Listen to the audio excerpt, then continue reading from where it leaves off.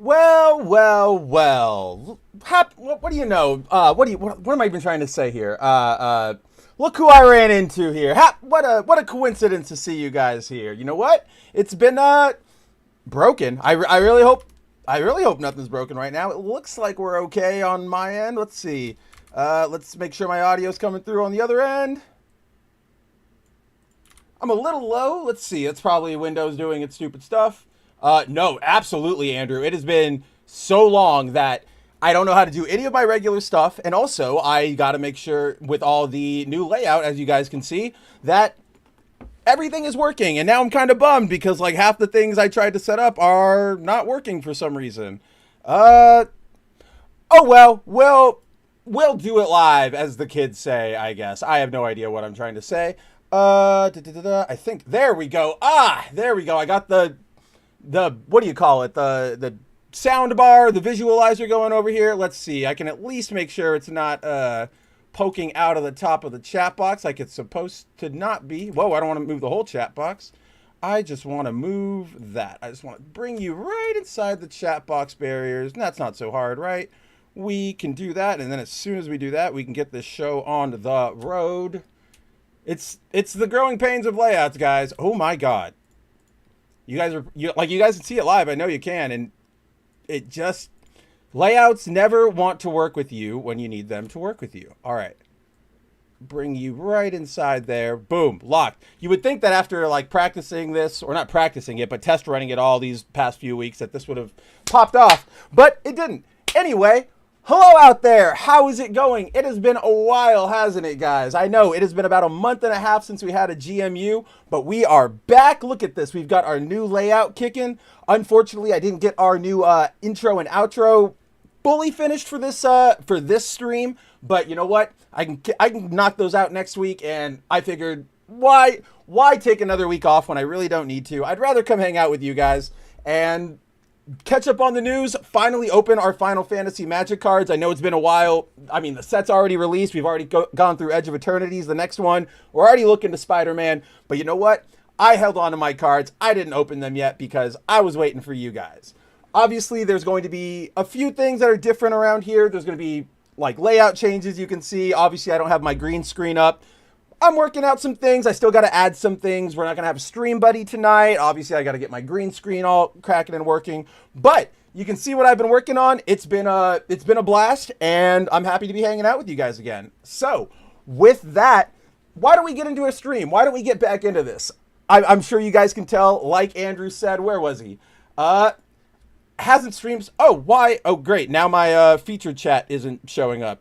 This is the fun things about this all, right, guys? We love this. It's because it's hidden underneath my camera. Layers upon layers upon layers. Featured. Hasn't streamed so long. He doesn't know how to intro anymore. I don't know how to intro. I don't know how to lead in. It has been so crazy over here on my end, guys, that I've literally only been able to hang out with Andrew over on Foil Variant. I've been so busy that I have not been able to stream on Bounding into Comics. Obviously, we haven't been here on GMU.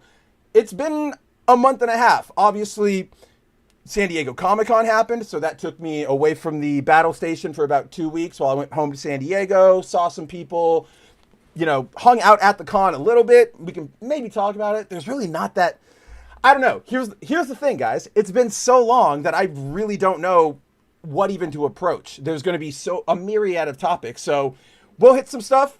I'll see if I can get back into the flow of this. But either way, I'm happy to see y'all. I missed y'all. And let's get into it for tonight. So, aside from our boy Andrew, we also have freaking Punk is in the house. I know I boomered it up just a little bit.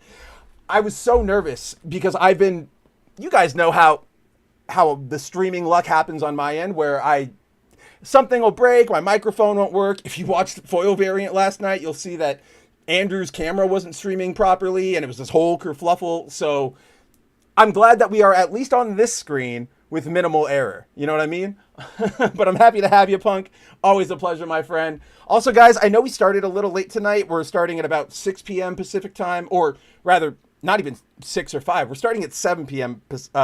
Pacific time, about like an hour or two, depending on, what time zone I'm trying to stick to. I know we're a little late. That's not going to happen regularly. We'll be on the same schedule, but this was me trying to put the last touches to make sure all of this was going to work well. So still happy to have you. And I only mention that because I know Punk tends to go to bed while we are still hanging out. So happy to see you, my friend. Always a pleasure. Tony, look at that. Pinochet, how's it going? My brother, my Korean brother, always a pleasure, Tony. Happy to have you. Don't go scaring me like that. Don't go scaring me like that saying it's broken. But now I realize you were like asking a question. Andrew says, new layout looks great. Thanks, man. It's been a battle doing this. As you guys know, none of this is, whatchamacallit.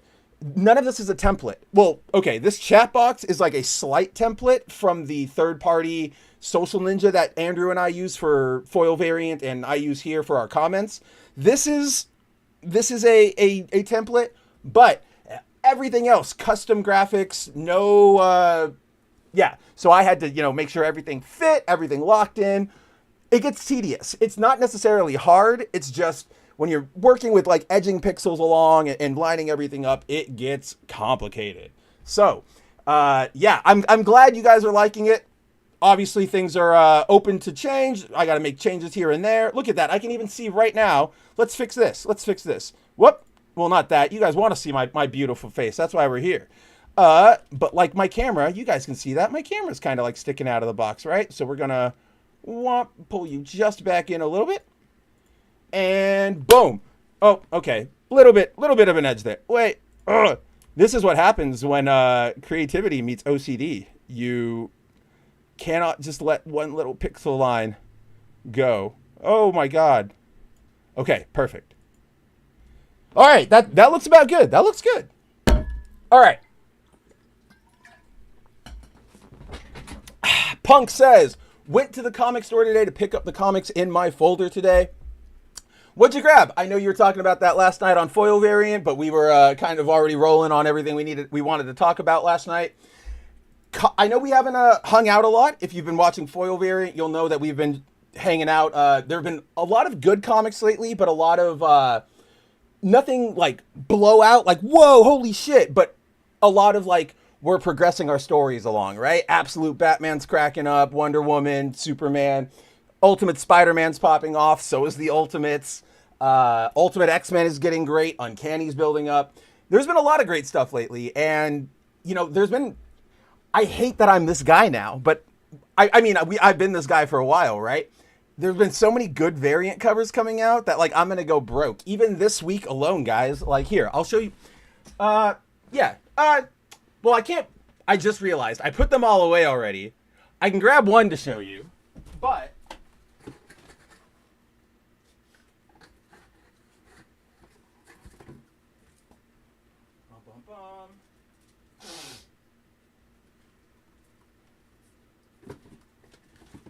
whoa.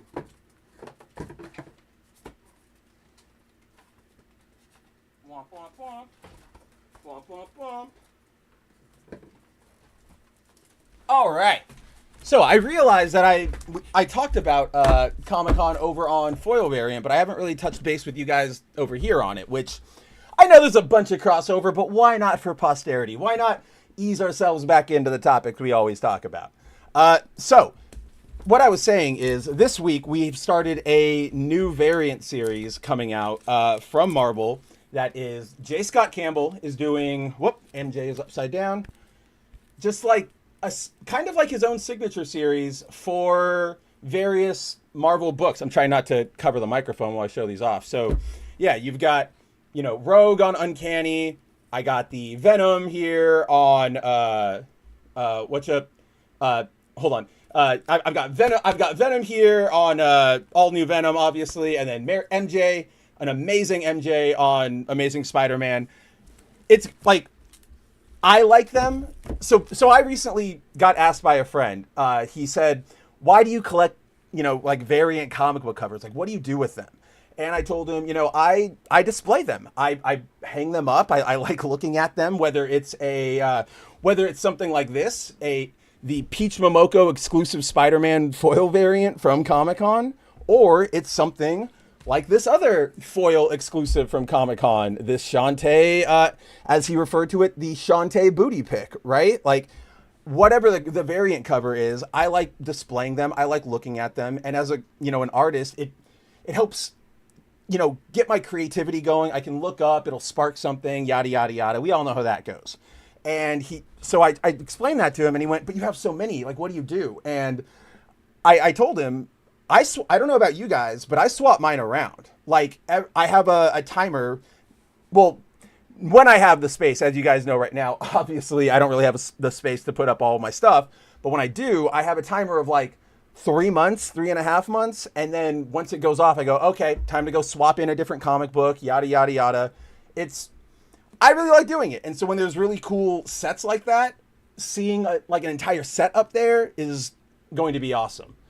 Oh, check that out. Timon is here. You jackass, no warning stream. What warning stream was I supposed to do? The warning stream was yesterday. You should have watched Foil Variant. I said we were hanging out tonight. Either way, what is going on, Timon? Pleasure to have you, buddy. So, yeah, obviously the Spider-Man cover and the Shantae cover I just showed off.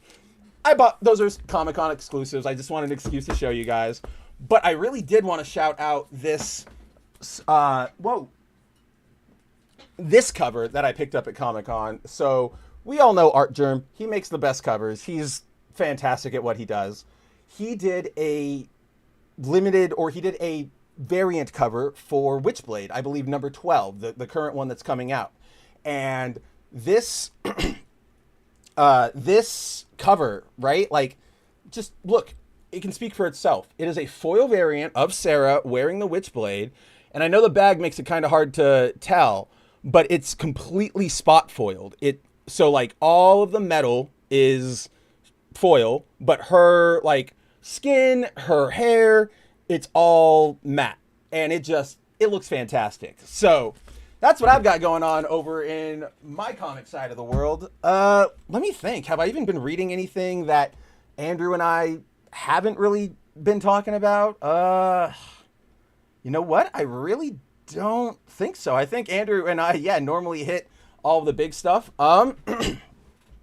Timon says, did you change your mic settings or do you have a sore throat? I didn't change my mic settings, so my voice might just be going. That happens from time to time. It's not, I don't feel bad. Like, I don't feel sick or anything. We don't have to worry about possibly skipping streams or anything. But I can kind of hear it now that you bring it up. Oh, that kind of cleared it up a little. Maybe that was just a frog in my throat. No idea. Let's see. What were we talking about? Yeah, I guess, if we want to do a little, Andrew, that's what I know, that it sounds like that because I hear it all the time. I've long accepted this. This is why it's so odd to me when somebody has to point it out. Let's see. Yeah, like Andrew and I, go check out Foil Variant. We've been reading Ultimates, all that fun stuff. I guess, honestly, like, One World Under Doom is still going, and I just do not care. Like, it's the most inconsequential thing ever. And it's just, I was talking about this with Andrew last night. It's pretty funny because One World Under Doom, like, it's still happening, but nobody is really acknowledging it anymore. There are a few miniseries that specifically, like, dealt with those events because they were, tie-in miniseries that they made for the event. Wow, that was the worst sentence I think I've ever composed. But aside from that, like, Amazing Spider-Man doesn't talk about it. The X-Men aren't talking about it right now. Daredevil's not talking about it. Every so often, somebody might drop like, oh, yeah, Doom's on TV. Screw that guy. I hate him. But that's about it. And as Andrew and I have talked about, we've been here before. Doom being like the all-powerful winner, like emperor of the world. We've been here before. If anything, we've been here before on a bigger scale because he's emperor or whatever Doom now, right? Like world leader Doom, but he was literally God Emperor Doom in Secret Wars. Like he had the power to control and manipulate all of reality to his whims. So this Doom isn't even truly that scary. So yeah, like that main event stuff that's been going on is kind of lame, but that did make me think about. I do kind of want to bring this up to you guys and get your thoughts on it. Let's see. Andrew says, I've heard absolutely nothing about One World Under Doom. I just know that it is still running. And I only know that because I see it on the shelf, right? And for example, the issue 6 of it, of the main One World Under Doom, it just got a JSC cover this week. So it pops up, but who cares? I'm sure at some point I'll sit down and because I read the first 2, just because with events, normally you keep appraised, but I haven't read anything since number 2. So we'll see. Maybe once it ends, maybe I'll do like a read of the trade. Who knows? But overall, One World Under Doom has not been that interesting. But what has been interesting is I want to run this by you guys because this has been really weird to me. So let's go over to a different page. Whoa, check that out. Now we're talking about comic books. So oh my God. Look at that. I got to make sure the chat is under my face. That's ridiculous. That's silly. There we go. That works. All right. So, oh man, why? Oh no, why is I see all Astros here. I don't know why that comment's not coming through on either of the YouTube ends or whatever, but we have a comment. Astro says, you fuck with RDJ Doom. Not really. I love RDJ as an actor, and I love Doom as a villain, but you don't really get the impact of Doom as a villain unless you build out that, relationship with Reed, that rivalry, that hatred, that burning, like, petty, I will do anything just to needle at you because I'm Doom. Without that, setting him up as the big old bad of Secret Wars is kind of like, he's just another villain. For example, I don't know, brief spoiler for Fantastic Four First Steps, in case you guys haven't seen it. Very brief, we're not going to hang on it long. If you really want to keep your ears plugged until you see it, come back in like 5 minutes or so. But as you guys know, at the end, the post-credit scene of Fantastic Four First Steps, it ends with Sue Storm playing with Franklin, and she's like, oh, I'm going to go get a book for us to read together. And she turns her back for a second, gets a book, comes back, and she sees a man in a green cloak talking to Franklin. He just appeared out of nowhere, and then, cut, boom, oh my God, it's Doom.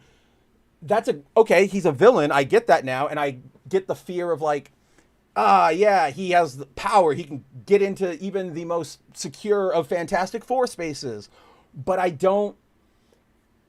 it's not the same impact as if that was like somebody they knew. Imagine if we'd have had 2 or 3 movies already with them, fighting and battling Doom and seeing him, and maybe in the last one, either 2 or 3, whatever comes prior to revealing Doom as the villain. Let's say that scene with Franklin still happens.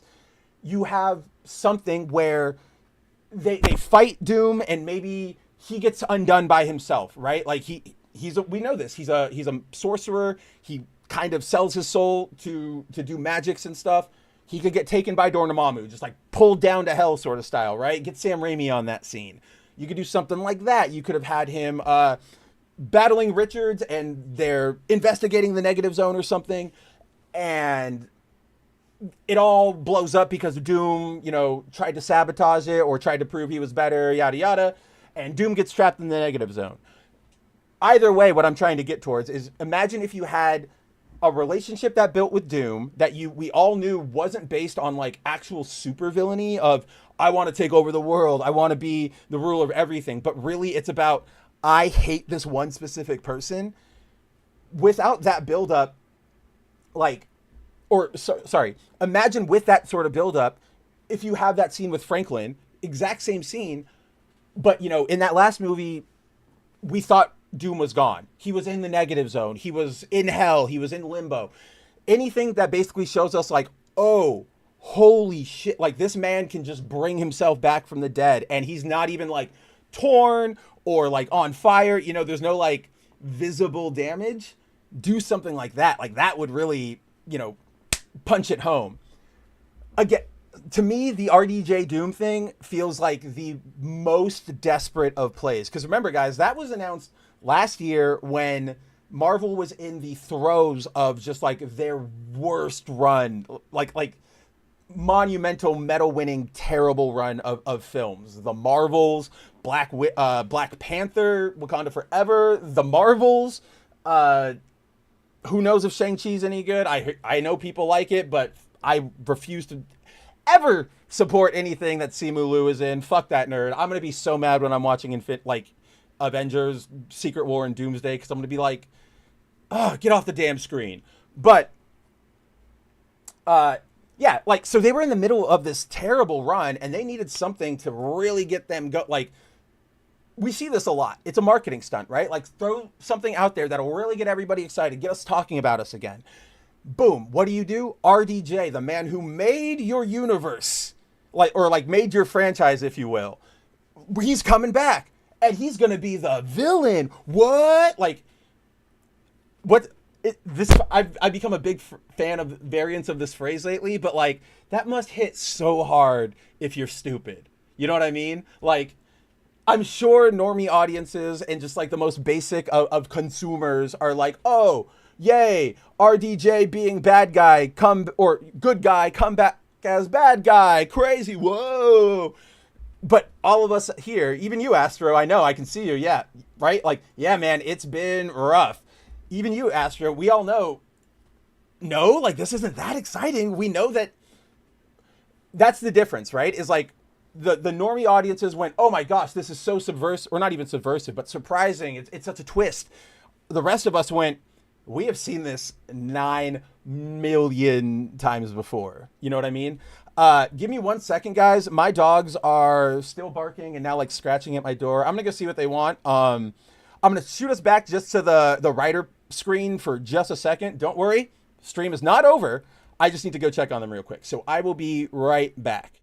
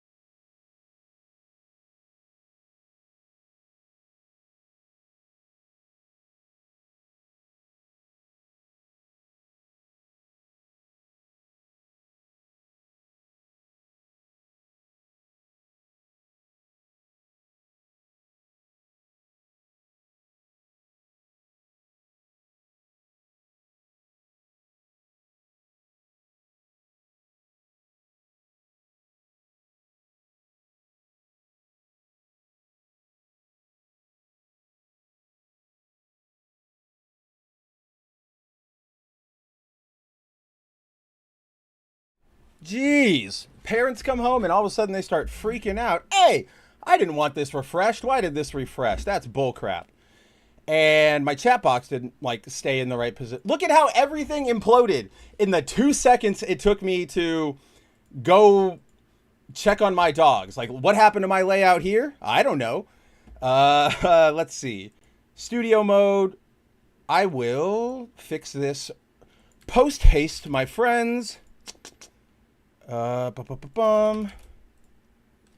This is the perils, my friends. Whoops. And this time I just deleted the entire scene. That was fun. This is going great for me over here. What is going on with everything? Let's see. Push you back up into the... Nope, wrong thing. Man.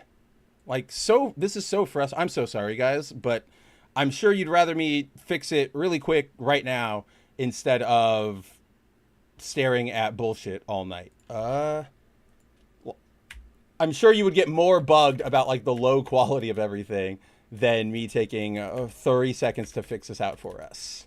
Bum, bum, bum. Let's see. This is so funny. Like, I'm seeing comments come in that haven't come in on the YouTube end. And unfortunately, because everything is broken right now, I can't zoom in and see who's saying it. But I agree. OBS has decided, fuck me. Like, out of nowhere. Don't know what I did to deserve this.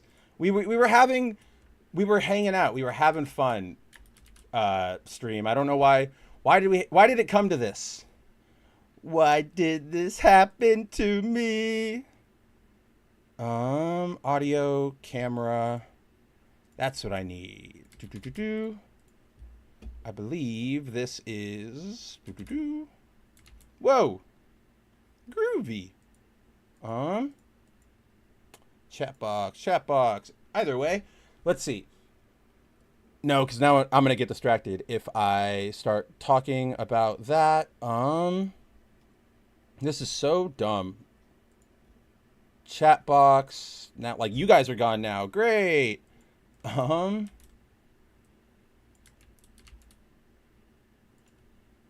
don't know why everything decided it wanted to implode on us, guys. Why does that happen to us? Oh, maybe I need to do it like this. This should help us. This is a special tool that'll help us later. Group. Don't you guys love this? This behind the scenes? No, that's... Okay. Browser.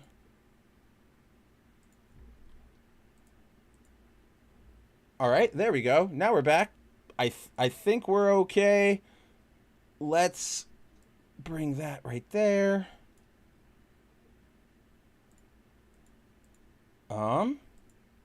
No, not what I wanted to do.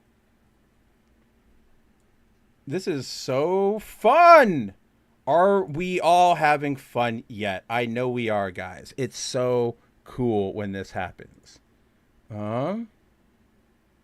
Because...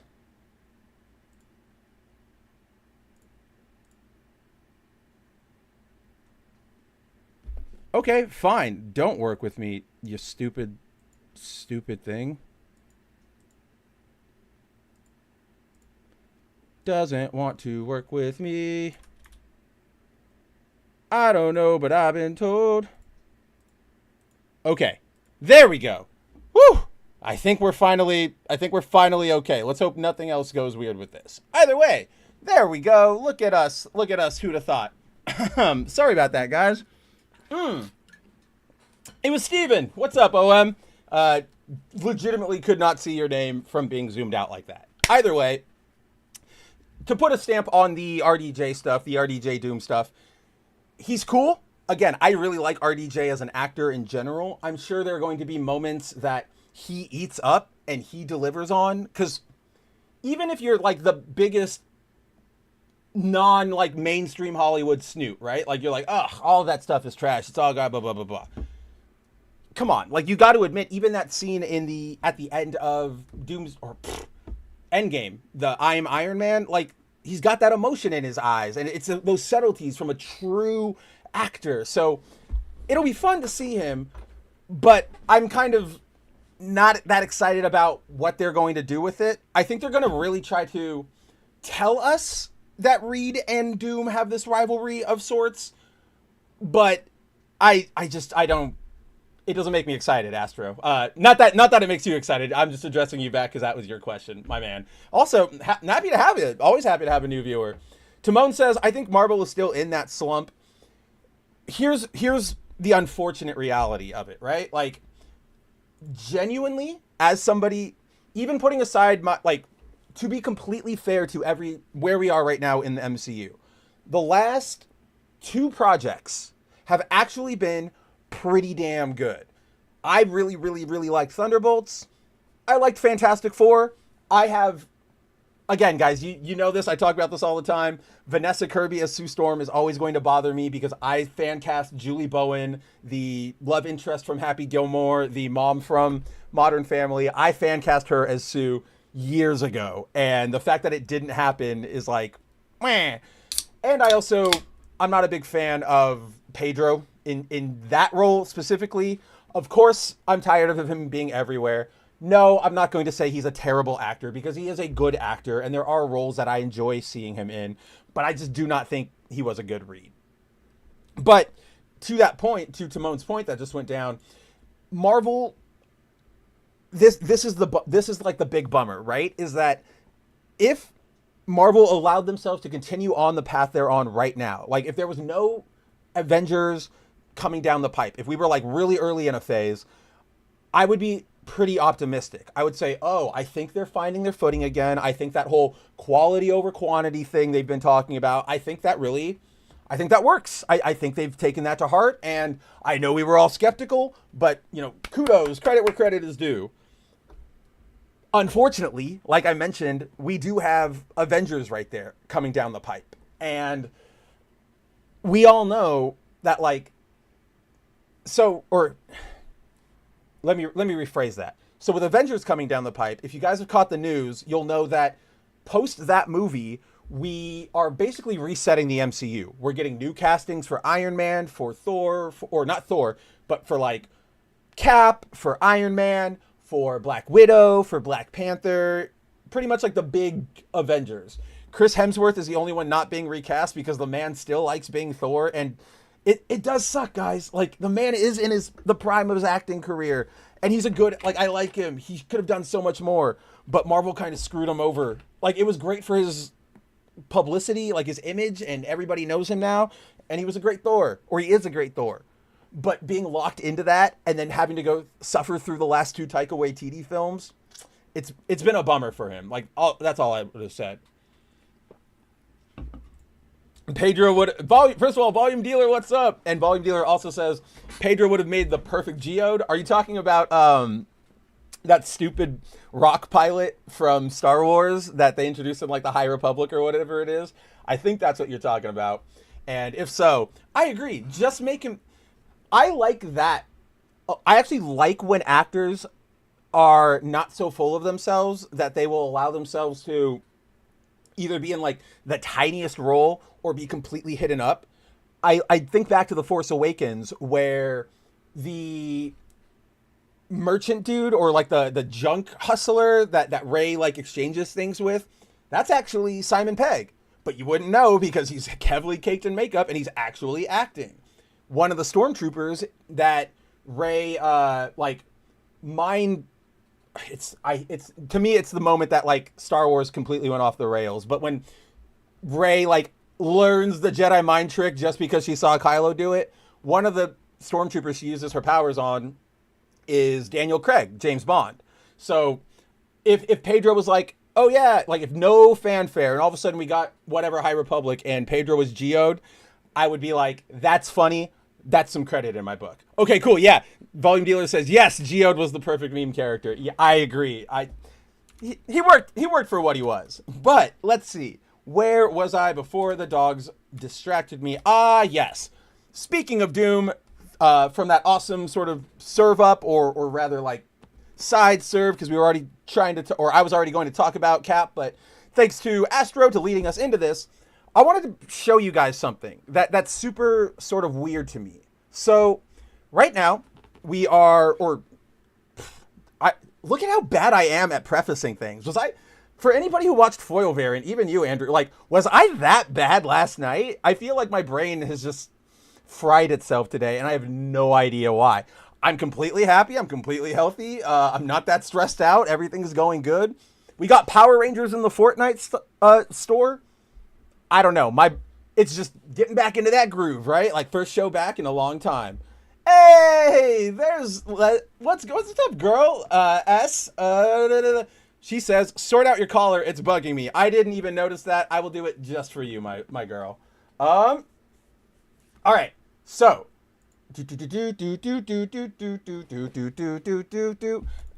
I don't know if you're meaning to do this, but we all know here, right? We all know as viewers of Good Mav Ugly, or if you're new here, you're about to learn. Like, we all know I have massive ADHD, and I know Timon in particular likes to try and be like, he either says like, don't catch him off guard, or if he's trying to mess with me, he'll try to catch me off guard. I don't know if that's what you were trying to do, Volume Dealer, but it definitely worked here. That like, it totally took my entire attention span away. So, as I was saying, let me restart all of that setup. Recently, we launched into a new volume of Captain America, which is being written by Chip Zdarsky, who is hit or miss isn't even like the right term I want to say. He's really good. He has some slumps, of course, but even his slumps aren't like the worst thing. They're no Tom King. It's no Zeb Wells, if you will. It's just sort of like when Chip has a bad run, it's just sort of one of those like, meh. It's not awful. It's not great. You just sort of meh, right? So we have Chip on writing. We have Valero, and I'm bad at Italian names. I'm so sorry if this is not how it's pronounced, but Valero Shitty is on art. And so you have a great writer, you have a great artist. This book is admittedly very, very pretty, right? Like, this is some great artwork. I really like Valero's work, especially when she's got a good inker on them. Here's the reason I want to bring it up.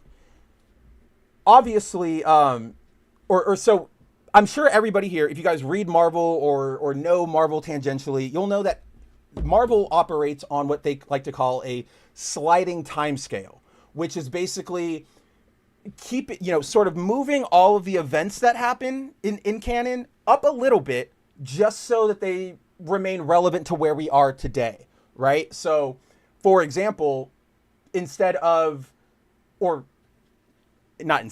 but remember the Spider Buggy? Remember that whole fun, like 1 or 2 issue saga back in the, I believe that was either Roger Stern or George Conway days of Amazing?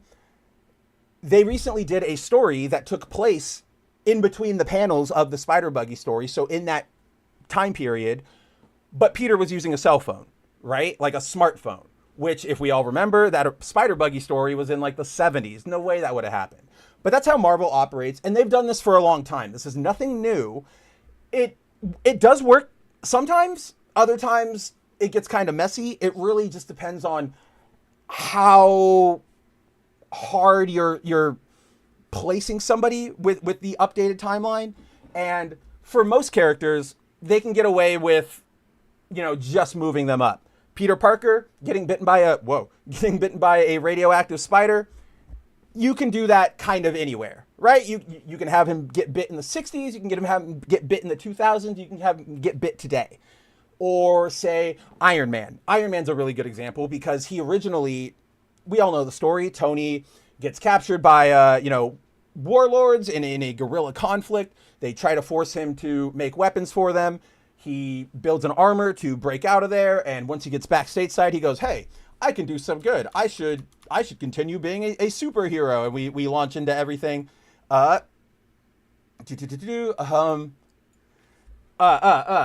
So originally, right, Vietnam, we've seen it updated throughout the years to, Korea, to the first Gulf War, to most famously, Afghanistan, the war on terror up in, 2003.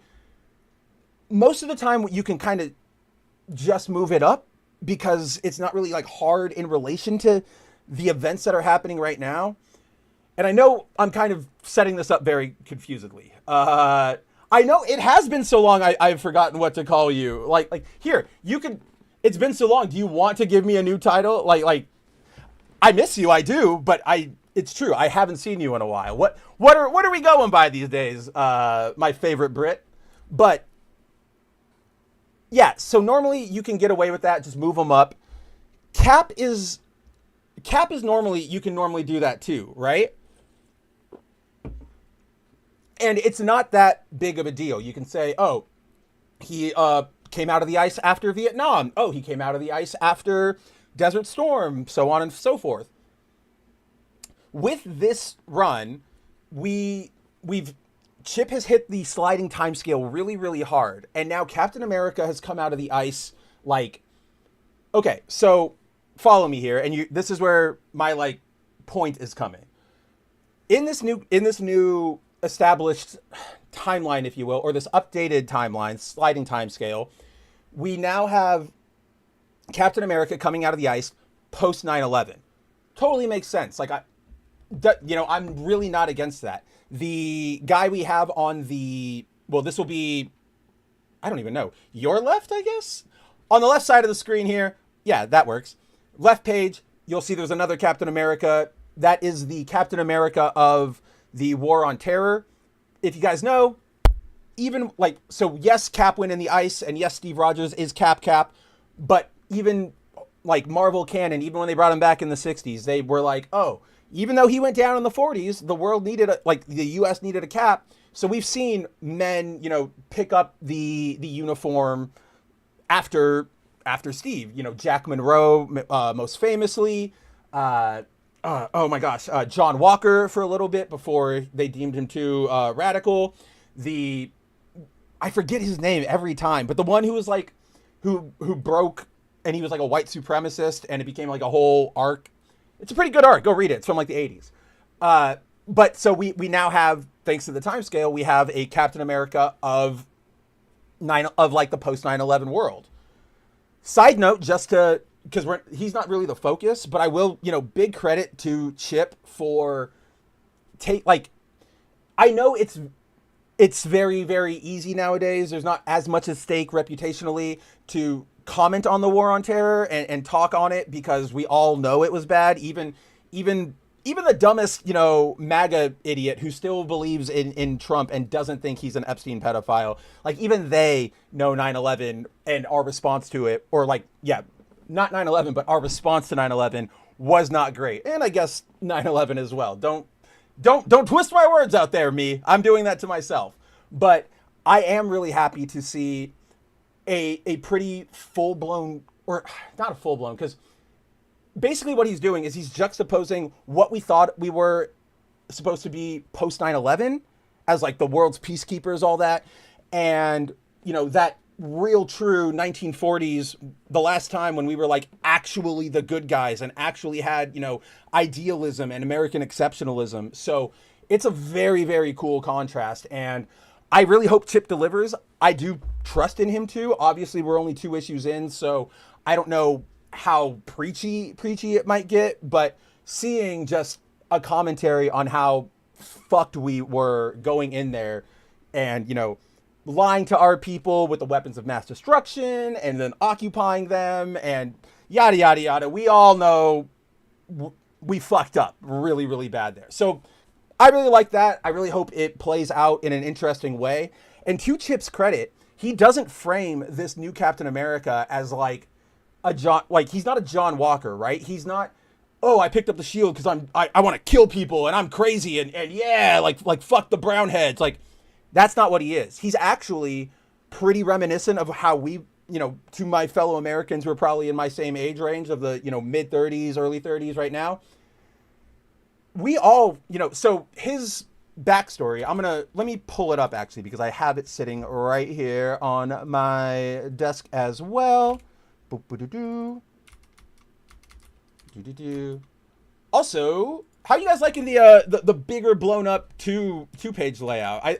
I realized, like, one of the last GMUs that the way we had the comics was so small, especially compared to what we were doing over on foil variant. So I figured I'd give you guys, a good look at things. Let's see.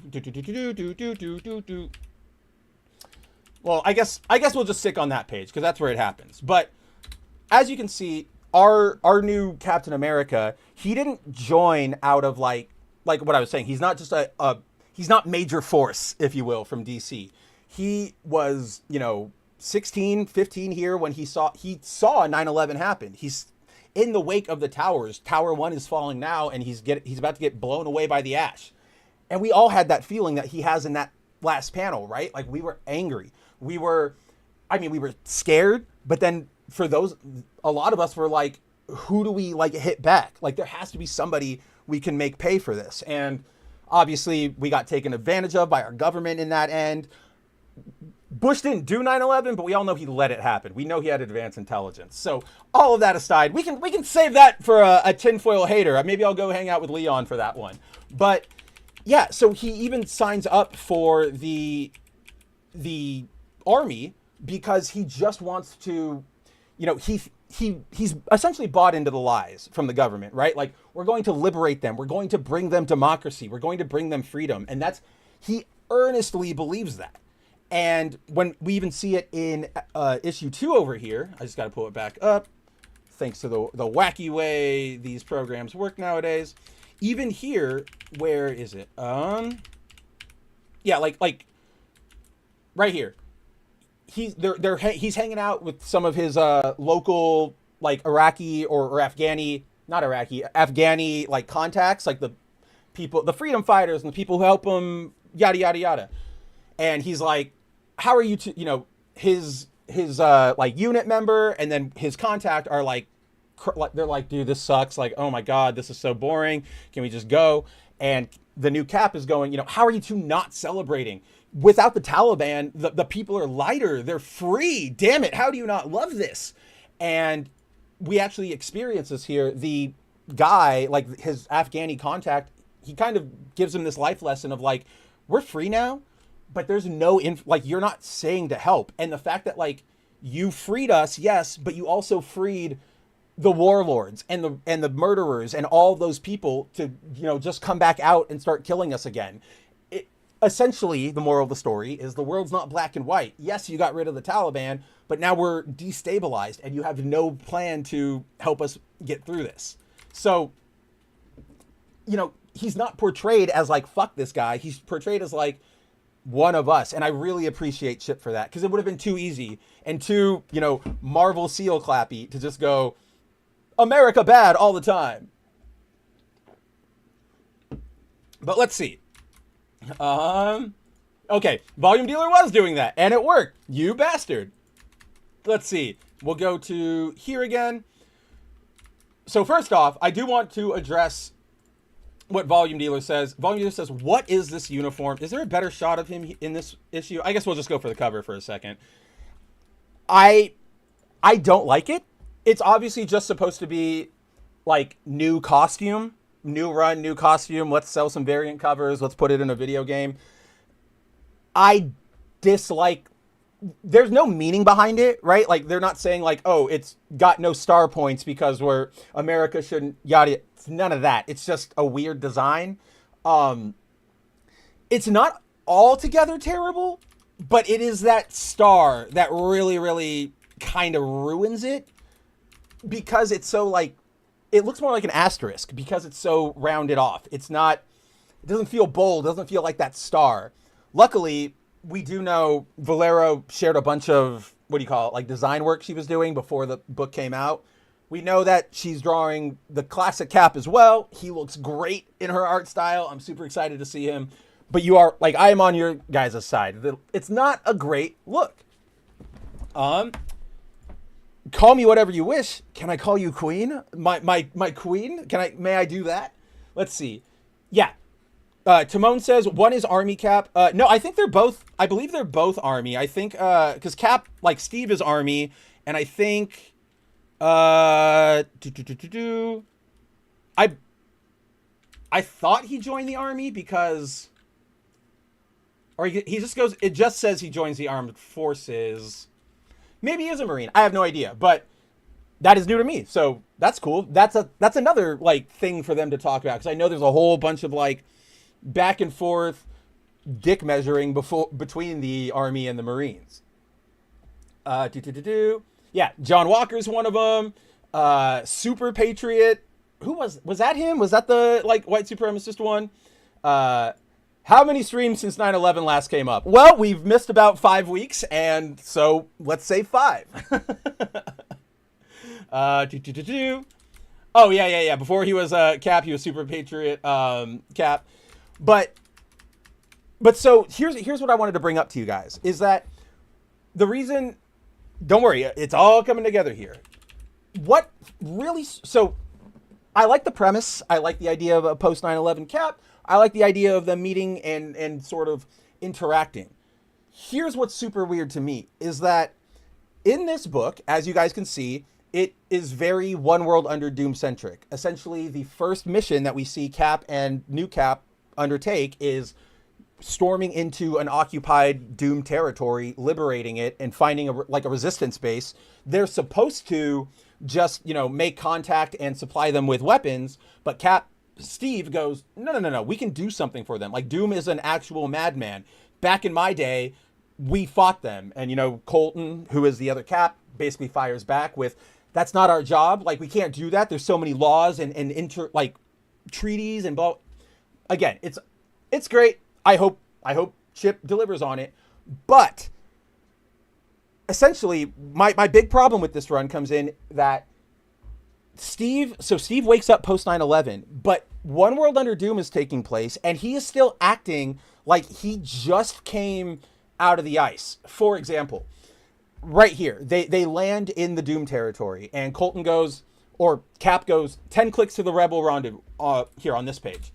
10 clicks to the Rebel rendezvous spot. Sunrise in 2 hours. We'd better move quickly. Colton goes, we're good. Satellites show a clear path. No enemy engagements. Steve goes, satellites. Live movies from space. Following people. I'm still unpacking this world, Major. It's new definitions of freedom. This is like, okay, if you wanted to say something about like NSA or drones, like maybe that comment would work.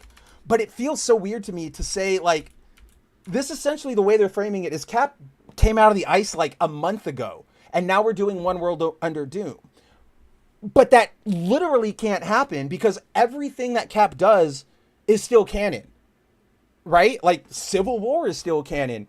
His Nomad era is still canon. Going on, losing his vitality, getting revived by Kobik, that's her damn name. The weird like Sailor Moon Senshi ripoff that was really stupid.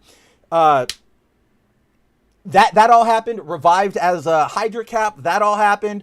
Coming back into the suit, fighting Tony right before Secret Wars pops off. Like that all happens. But now the way they've slid it up, essentially, I'm supposed to believe that either happened at best with if I'm being super generous and liberal, like 2 years maybe, but more the way they're portraying it in this book, it's more of a like couple months, right? Like genuinely just a couple months. And so how do we get there? Like that's what bothers me is that you're now expecting me to believe that all of that stuff happened either in 2 years time or a couple months time. It's sort of like the big problem I have with the New 52 reset. You guys remember where when they reset everything at New 52, DC said everything is going back to square one. We're starting over, except for the Batman line or the like Batman and Robin book was still going to continue, and then the War of Light Green Lantern stuff, right? Because at the time of New 52, Grant Morrison was right in the middle of, his Batman and Robin introducing Damian run, and Jeff Johns was right in the middle of the War of Light popping off. So they said, okay, we're going to reset everything, but you two can keep going, and we'll sort of work around that.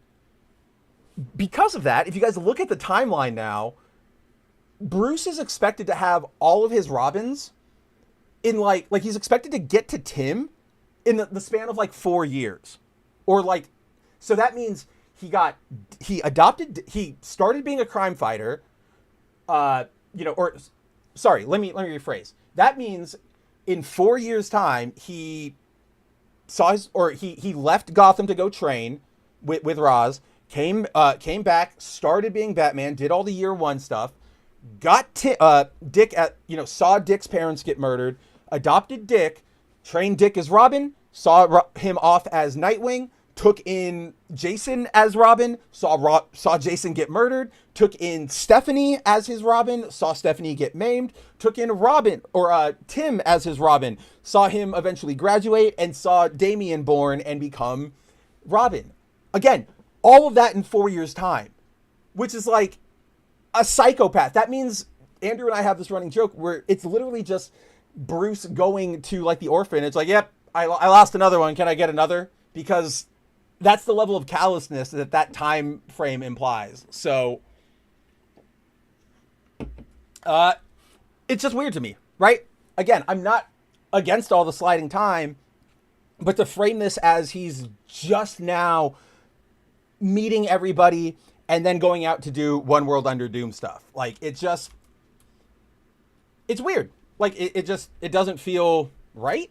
And maybe there is a possibility, guys, that this could just be another random Doom mission. Like, this could completely all be happening in the past, right after he came out of the ice, 2004 here, because we saw Colton in, Iraq and everything. So we know that the invasion already had to start. Maybe that's it, but they don't really, address it. And I'm pretty sure there's a point where they, mention, that's what it is. Doomstat, chill. Von Doom changed the name of the city. Surprised he didn't change the name of the country. We'll continue to call it Hassandat Slate. So it's like, pardon me, was this in the past or is this happening right now? It's just super weird. Marvel's not doing like a really good handle on clarifying that. And I wanted to share it with you guys because I was reading the issue and I was just like, it's so weird to try and think that Cap is brand new to the world, because there's a lot of stuff he had to do to actually get us to the point of Doom and all of this fun stuff. So either way, it's weird. Bush let 9/11 happen, and I hope Chip and Valero can deliver on that, eventually, because I like Chip. Chip actually has done, he's done one of my favorite Daredevil, I wouldn't say runs, but arcs. Okay, how do I put this? Admittedly, it is a very common tropey Daredevil storyline that he kind of tells in his run, which is Matt is finding himself, broken. Is he going to give it up? He's been accused of a crime. He's finding himself on the brink. He's torn. We've seen that a bunch from literally every writer, from Frank Miller to Bendis to Wade to now Chip. But the way Chip handles it is exceptionally good. And he has Marco Cicchetto to help him out on art, the Ultimate Spider-Man artist. So how could you not love that? And then the other thing that I really like is the other bit that always stands out to me from his superhero work is in his Batman run, which altogether it's fine. It's eh. It takes a lot nowadays to really impress me with a Batman storyline, because I feel like everybody and their mother has done one on every topic. So his was fine, but there was one bit I really, really liked, which was at some point Bruce is up in space on, I think, the Justice League satellite or something up there, and he gets attacked by Failsafe, which is a robotic version of himself that he made. It goes haywire, yada yada yada, but he has to fall back to Earth because he has no spaceship. Obviously, though, that's going to kill a regular man. So it's this really cool sequence of Batman using all of his gear. He takes his trunks and he unwraps them and he goes, these are made of a specific material. I'll shield my face so that when I cover my body with the cape for re-entry, at least my face will be fine after that. And then when he makes it through that, he starts trying to slow his descent. It's really rad. So I like Chip. Chip's a good superhero writer. That's all I got on Chip, and that's all I really got on superhero comics. But yeah, what let's see, what else do we have going on here? There's been so much that like unfolded over the past few weeks. Uh, Obviously, Superman was one of the best films I've seen in a very, very long time. I realize we haven't really talked about that. Go there. I don't have anything to add to the conversation that hasn't already been said. It is. I was blown away by it. It made me like hopeful. It made me cry. It. That was the Superman like I want. Like we need it right now. That is who Superman is. It's just nice to not see super grimdark Superman anymore, to really embrace that like, oh, he is a Boy Scout ish, and that's why we love him, and that's why we should look up to him. I'm really loving that turn for Superman, and I'm really glad that I don't know how the rest of the DCU is going to turn out. I really don't have high hopes, but at least James Gunn nailed it here, and he's changing the perception of Superman out in the world. So maybe we won't have to deal with a 4 million injustices or 300 different Invincible ripoffs nowadays. I also like there's so much to talk about. I'm sure over time we'll discuss more scenes as they pop up and everything, and especially when we get like the Blu-ray release and I can finally clip it and we can look at everything in HD. It's going to be great. I do want to give like a main direct shout out to the not the I guess it is the ending sequence, but after Clark or after Superman beats Ultraman and he's going to, you know, he's going to rush over and like stop Lex and he's trying to like close the fault. And he does, there's that like, not a montage, but there's that action set piece where he flies up and he's fighting the Raptors, right? But it was so, like, okay, we've seen superhero fights before. It's nothing exciting. But what I really loved about this one was James Gunn wasn't afraid of embracing the Silver Age of it, right? If you go and you watch that Raptor fight, that you can even see it in the trailer, that first Raptor he punches, that Superman punches where the tooth flies out, Krypto rips his helmet off so that Superman can get that punch. And then there's that, you know, when I saw Superman like clustered by a bunch of Raptors and then he just spins out of them, I was like, come on. Like this is what I'm talking about. I know you're not embarrassed by what Superman actually freaking is. And I loved it absolutely so much. And then the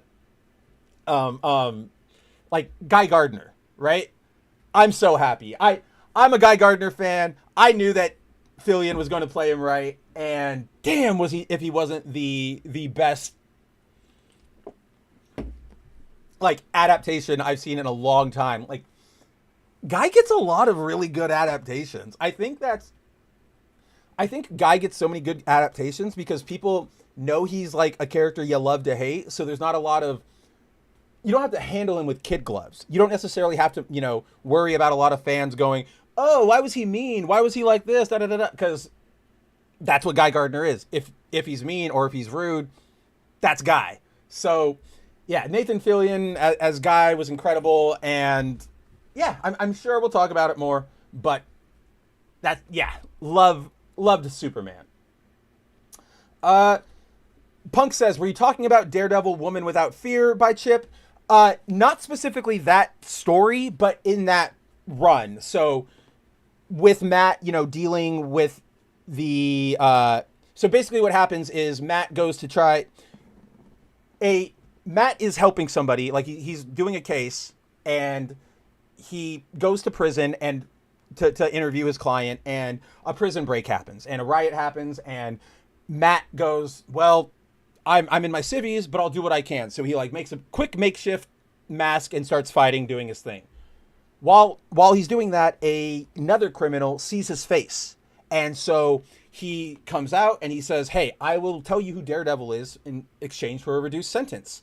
However, before any of that can happen, he gets attacked, and when Daredevil goes to save him, he dies. By one of Daredevil's like clubs, but not from him. However, of course, everybody sees that, so he is now accused of murder, and that's what, you know, sets everything in motion. That's why Elektra has to become Daredevil. That's why the scene that I always talk about where Spider-Man shows up in Daredevil's apartment and he's like, do I need to put you down? Like, is this the end? We all know that there's an end for this gig. Like, superheroes cannot go forever.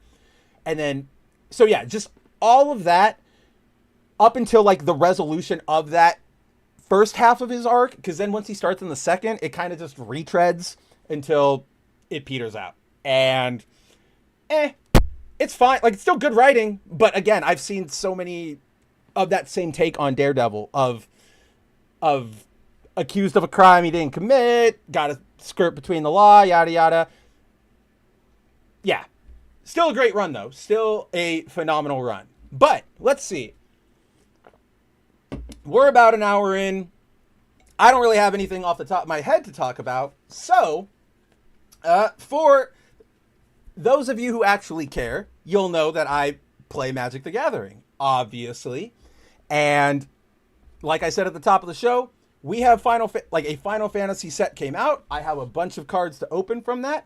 I figured, I want to start doing more card stuff on stream, whether that's playing the online clients like Magic the Gathering Arena or Dragon Ball Fusion World, whatever it may be, or just, talking cards, opening cards, any of this stuff, because this is exactly where my dumb little OCD ADHD brain perfectly locks in, right? So on that note, before we jump over to I have a specific card layout that I'm pretty proud of that we will jump over to for opening. But I wanted to show you guys all. Let me see. Where did I put them?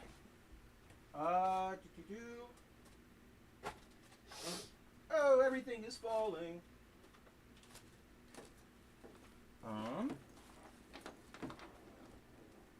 Oh, right. They're over here. I forgot. I put them in my Miku deck box with my Miku deck because it's a Miku world and we're just living in it. So, just wanted to show this off because I had no idea about this even though I play the game. So, a couple weeks ago, I was going out to meet a friend. We were going to go to our local game store, meet up with some other friends, play some Magic. I popped into a Target real quick and I discovered the game, the Dragon Ball Fusion World game I play they just dropped a new set, and I had no idea what it was, and it was called Manga Boosters. That was it's like DB, MB or whatever, that's the set name. And I went, that's interesting. The Target I was at had 3 total, so I went, sure, fuck it, why not? Upon opening them, this is the cool, to me, it's the coolest shit. But what this set is they are reprinting cards that are frequently used within the game. They're reprinting them with manga art instead of an original illustration, or, well, yeah, it's always usually an original illustration, but, or a vector of a key art from the show or whatever. But check this out. Not only is it manga art reprints, but they're spot foiled. So you can see that the background and the borders are all shiny here on this strongest team up with Piccolo and Goku. Everything else is matte. And they I opened this pack again. I had no idea what I was getting into. I saw this and my jaw dropped. I was so excited. They're the coolest things. I want everything printed like this. Here's Vegeta doing his Big Bang. Wow, wow. Then we have my favorite pull that I got out of the bunch was, where is she? Well, there's 2. Well, there's 3 actually. Here, I'll show you my top 3 favorite pulls from this weird set that I randomly bought booster packs for. So the first is the Leader Bulma card. So, you have the cover key art, or not the cover, but this is the actual inside color page first shot of Bulma with her blue hair. Then you flip it, with most game leaders, and you get purple hair, cover Bulma on one of my favorite, Toriyama ship bike thingies. And as Andrew pointed out, the dedication to this, and that's why I made mention of it, blue hair Bulma and then purple hair Bulma. They're not, purple hair Bulma was only on the covers, but they still were dedicated to it. I also pulled the waifu, Videl, with just it's a cover, or not a cover page, cover page for one of the chapters around when she's training with Gohan. And then, of course, on that note, our boy, the great Saiyaman, right? Like how could I not love him? I know the card's a little basic, but it's Saiyaman. And don't worry, guys. I'm sure you saw like any smudges or anything you're seeing on these cards. That is the sleeves themselves. Because here, see, like it's actually still super fresh and clean. But you put it in here, and it starts looking a little dingy. Like you start seeing smudges and all that fun stuff. So with that, why don't we open up some Magic the Gathering cards? While I do that, we'll still hang out. You can still chat with me. Of course, I'll still be talking. It's like a regular Mav stream, but we are at least this is like our Subway Surfers, right? Like this is the activity I'm going to keep doing to keep all the kids out there entertained. So let me make sure I can set the camera up perfectly, because this is going to be the first time, guys, that I've ever done anything like this, like, or not anything like this, but this is the first time I'll have streamed with a dual camera setup with this new equipment. Hopefully it all like hangs and sticks and is fine, but if it doesn't, we'll do it live. We'll fix it in post, if you will. So, I got to fix one thing over there. That's very odd. How did that happen? Let's see.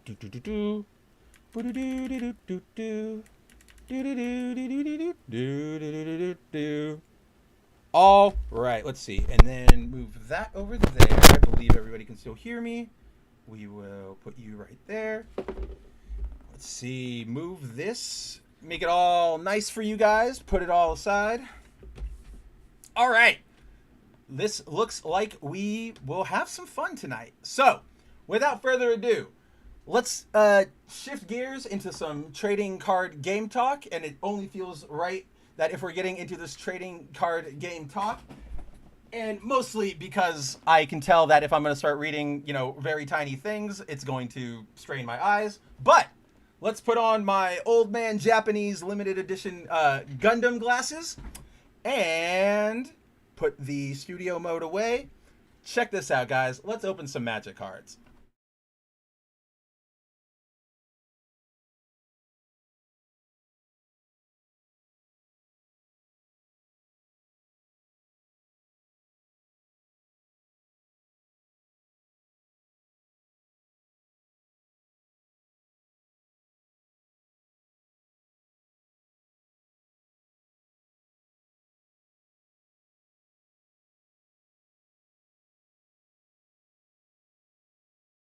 Of course, you got to add the audio source to the other side of it, right? Duh. Thanks for catching that for me, OM and Timon.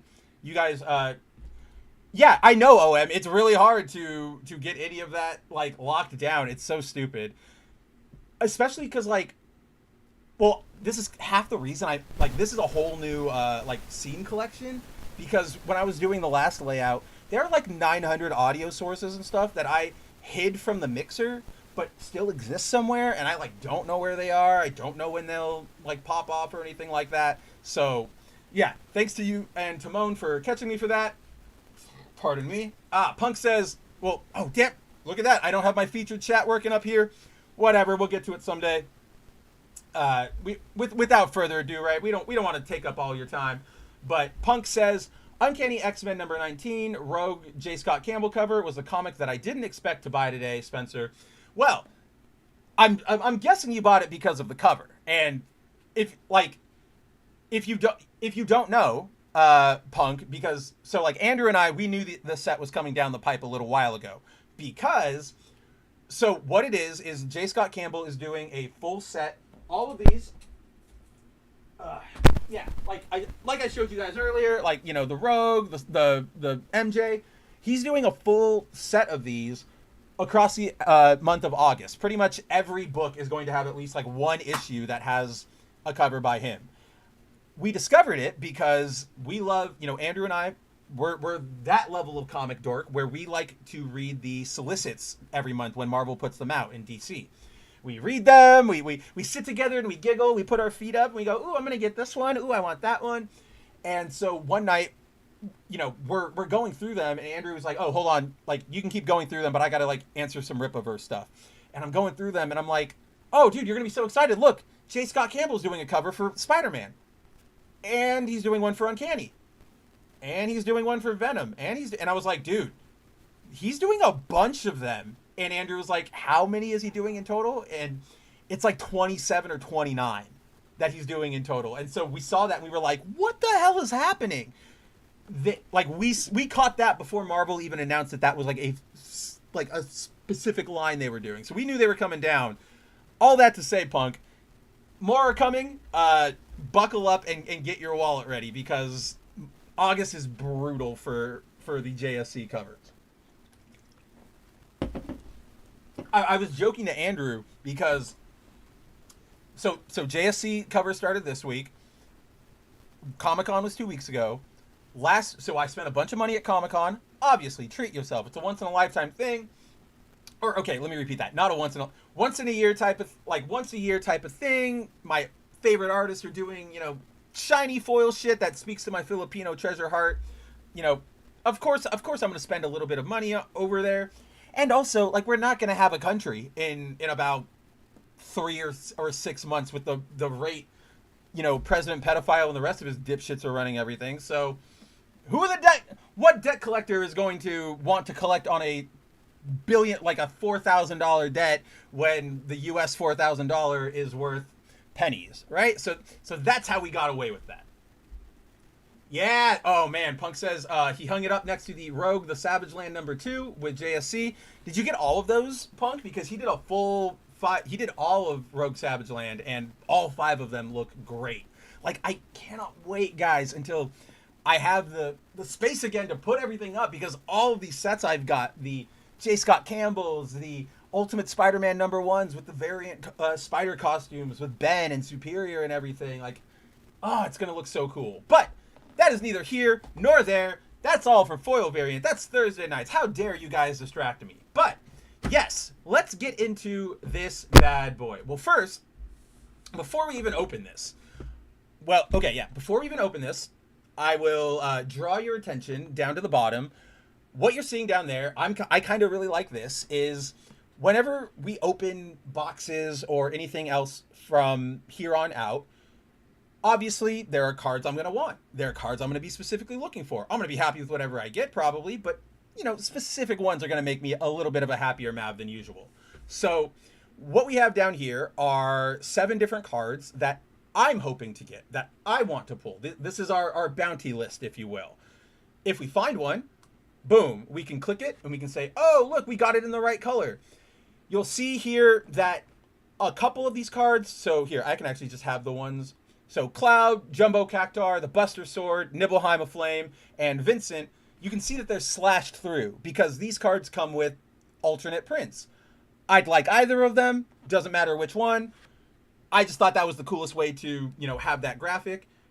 In the future, I need to do this, but it's you can see now, like if I click one, like I got it or I didn't, both sides light up. I'd like to make it so the side that I got lit up so that we can all just sort of know where we are. But the other cool effect I have off of this is, as with Magic the Gathering, as with actually most card games nowadays, I remember when Dragon Ball Fusion World announced that they were going to start doing this to their cards, right? But Magic does like regular prints of most cards and then foil variants of most cards Thursday nights at 6 p.m.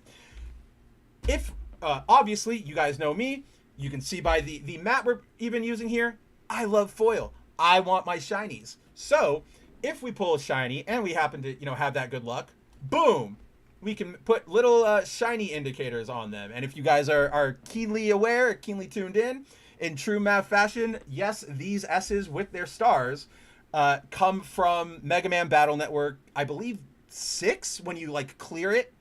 That's the S rank you get. So if we pull them, we'll get the foil effect up there. In the future, I want to get like a little like shimmering thing that you kind of like what you see on Balatro, but that's neither here nor there. That's a little fancy. We can get to that eventually. Punk is calling it a night. Hey, adios, amigo. Pleasure to have you. Thanks for coming back. Again, I know this is more of a rough stream. I know we started late. We might not have all of our regular viewers. It's been a while. But the fact that you showed up, Punk, means the world, and I'll catch you later. I'm sure I'll talk to you over this weekend. Have a good rest, my friend. Oh, cool. Just a message I had to look at. All right. With that, So, look, we're gonna start here. I have this Magic the Gathering gift bundle, which has, as we'll flip over, we've got the we have 9 booster packs in here, 9 14 card booster packs, and then one 15 card collector booster, which is where all the big, stuff is. I only planned, so because this is like a newish stream and I don't, or, this is a newish thing for our stream and I don't know how receptive everybody's going to be, I'm going to start with just this box. If I'm feeling the groove, I also do have a full set of like just a regular collector, or not collector, just a regular play booster box right here. If we're feeling frisky, if the mood strikes us, we might continue opening that. If not, I will either open a few on stream, off stream. I don't know. We'll play it all by ear, but the main goal tonight is to open this bad boy. So let's take a look-sees. All right, Magic the Gathering. We're finally doing it. OM, you better be paying attention. But so completely unsealed. I pre-ordered these guys the day they went up for pre-order on Amazon. I snagged them for pretty much MSRP. Yeah, okay. I have a weird the weird qualifier here is that I bought these for MSRP, but they're unfortunately, because, Wizards knows what they have on their hands, they unfortunately boosted the prices for them just a little bit by about 10 or 20 back then. And this was, God, I know I ordered them with you, OM. For those of you who don't know, Outlaw Moogle here in the chat, I reference him all the time. I call, you've probably heard me refer to OM or Steven, or one of my best friends, anything like that. So there's probably a lot of stories that involve him. So, hey, how's it going? Now you have a username to put to the face, or a username to put to the name, if you will. But we ordered them early last year. I want to say March, whenever they went up. And so we got lucky. We got good pricing on them. I know nowadays this shit is ridiculous. Even going to Comic-Con, that play booster I held, right? So this was $90, and this was $180 when normally boxes are about $120, $150. This box I saw being sold by people at independent retailers at Comic-Con for $200. Ridiculous ass pricing. It's still just 14 booster packs. Yeah, we're gonna have some special lands in here, but you can just buy that shit off of TCG Player for pennies on the dollar. Nobody really cares about that. So I want to make sure the Chocobo is in everything. And then this box was being sold for upwards of $3. It's absurd. It's only going to get worse from here, and I don't say that as a full criticism. Oh man, thank you.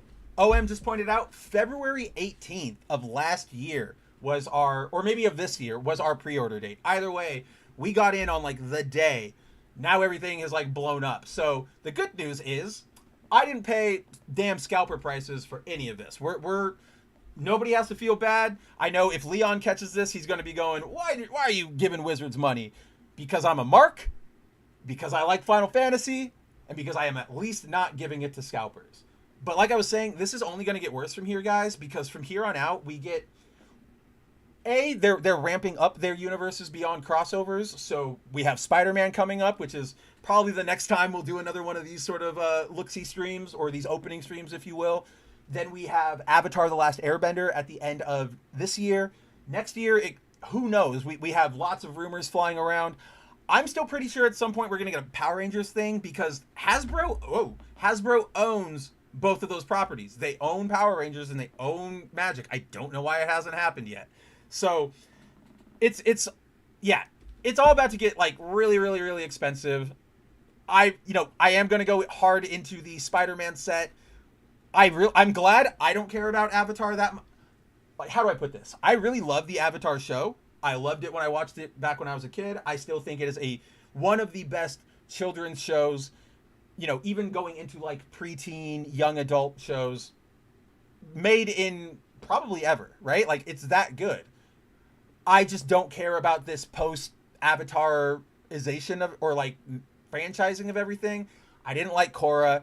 I don't care about any of the new series. I didn't check out any of the comics. Like, it just, to me, it felt like we had something really good and it ended, and then it became like a Tumblr thing, and all of the stunted adults latched onto it and said, this is the greatest thing. And so now it's oversaturated, and not in a way that's like, oh, cool. I can go to Uniqlo and buy a Final Fantasy shirt, or I can get a Final Fantasy themed backpack. It's just like, oh, here's another one shot about Katara talking about her feelings. And it's like, can we, like, I don't care anymore. But, and I say this with a full, I guess I should make this disclosure, even though I know he doesn't watch, but he might someday. One of my other, God damn it, I dinged it a little bit. Now it's like out of whack. Boom, boom, boom. Boo, boo, boo, do, do, do, do. Pull you down, Chocobo. Maybe, baby. Maybe, baby. Maybe, baby. There we go. Okay, cool. Yeah, full disclosure, like, one of my best friends, my college roommate, he is a Hollywood animator. He used to work for Disney, did a bunch of work over there. He was one of the lead animators, like lead animation directors for the first Moana. He's super talented guy, great guy just in general. He's working over at the new whatever, like Brian and whatever, the two guys who created it, they bounced out when Netflix licensed the property. They went to work on that for a little bit. They bounced and said, they're like, that's not the Avatar we want to make. They went and they founded like Avatar Studios, and now they're doing a bunch of other like new Avatar stuff. I'm sure it's going to be good, and I know my buddy is again one of the lead animators, and it's going to look great. I just, even knowing that like the main guys are behind it, I still need to be convinced. Yeah. Oh, that's a good point. OM says when it hit Netflix during lockdown, that's when execs got dollar signs in their eyes. That's a really good point, because yeah, after that, that's when we got the live action. That's when we started getting all the announcements, and that's when we started. You know, that's where we got the. Oh no, where did I put her? Hold on. I have an Avatar card. There she is. Yeah, so the only Avatar card I'll probably ever willingly get is this Katara the Fearless, and I really only got it because it was a promo card only. Well, it's not only being given away at Comic-Con, but that was one of the locations we could get it, and I think it's like the last place we could get it. And so OM really wanted it. He likes Avatar a little more than I do, so I got that for him. But yeah, we'll probably be back here for Spider-Man, and then whatever else. They'll get me again. I know they will. So don't worry. We'll be back.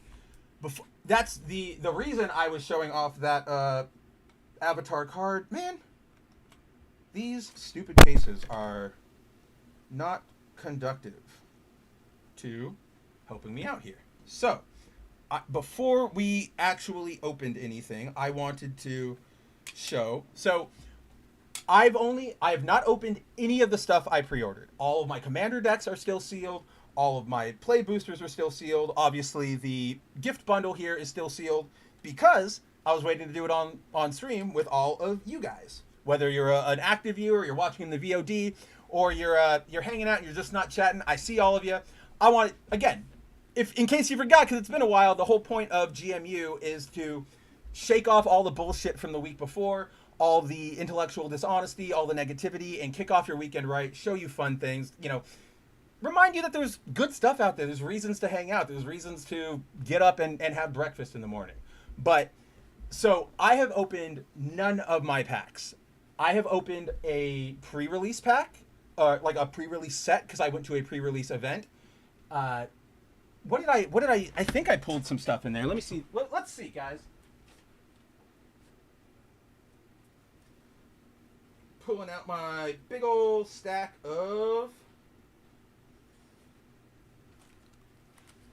All right, let's see. It's been so long since I reviewed these things. What cool things did I pull at my Final Fantasy pre-release? Well, let's see.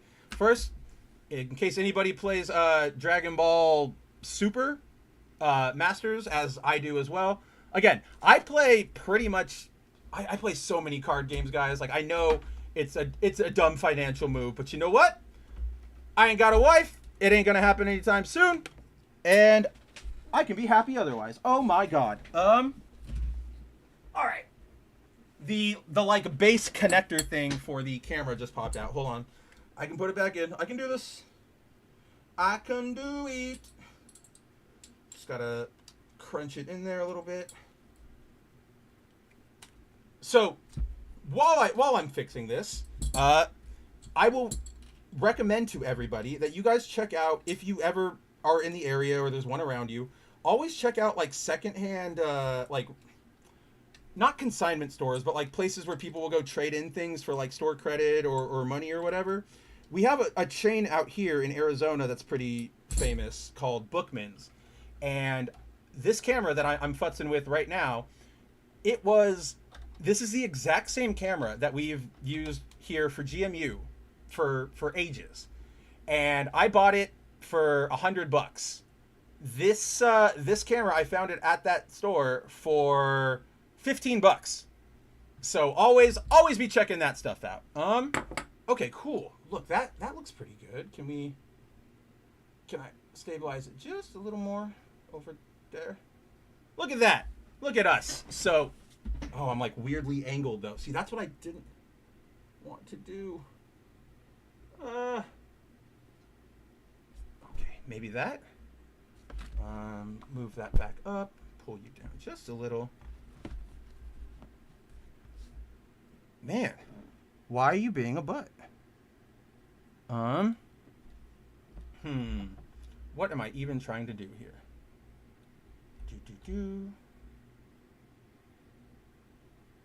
That's probably as good as we're going to get for tonight. You don't need to sit here with me while I adjust angles and everything. That's the boring stuff. Nobody cares about that. Boop, boop, boom. Hey, that's pretty good. We can roll with that. So, yeah, in case anybody plays Dragon Ball Super Masters, that is like the most important card in the world. Let's see. What have I pulled so far, guys? I have pulled, of note, again, only from my pre-release pack.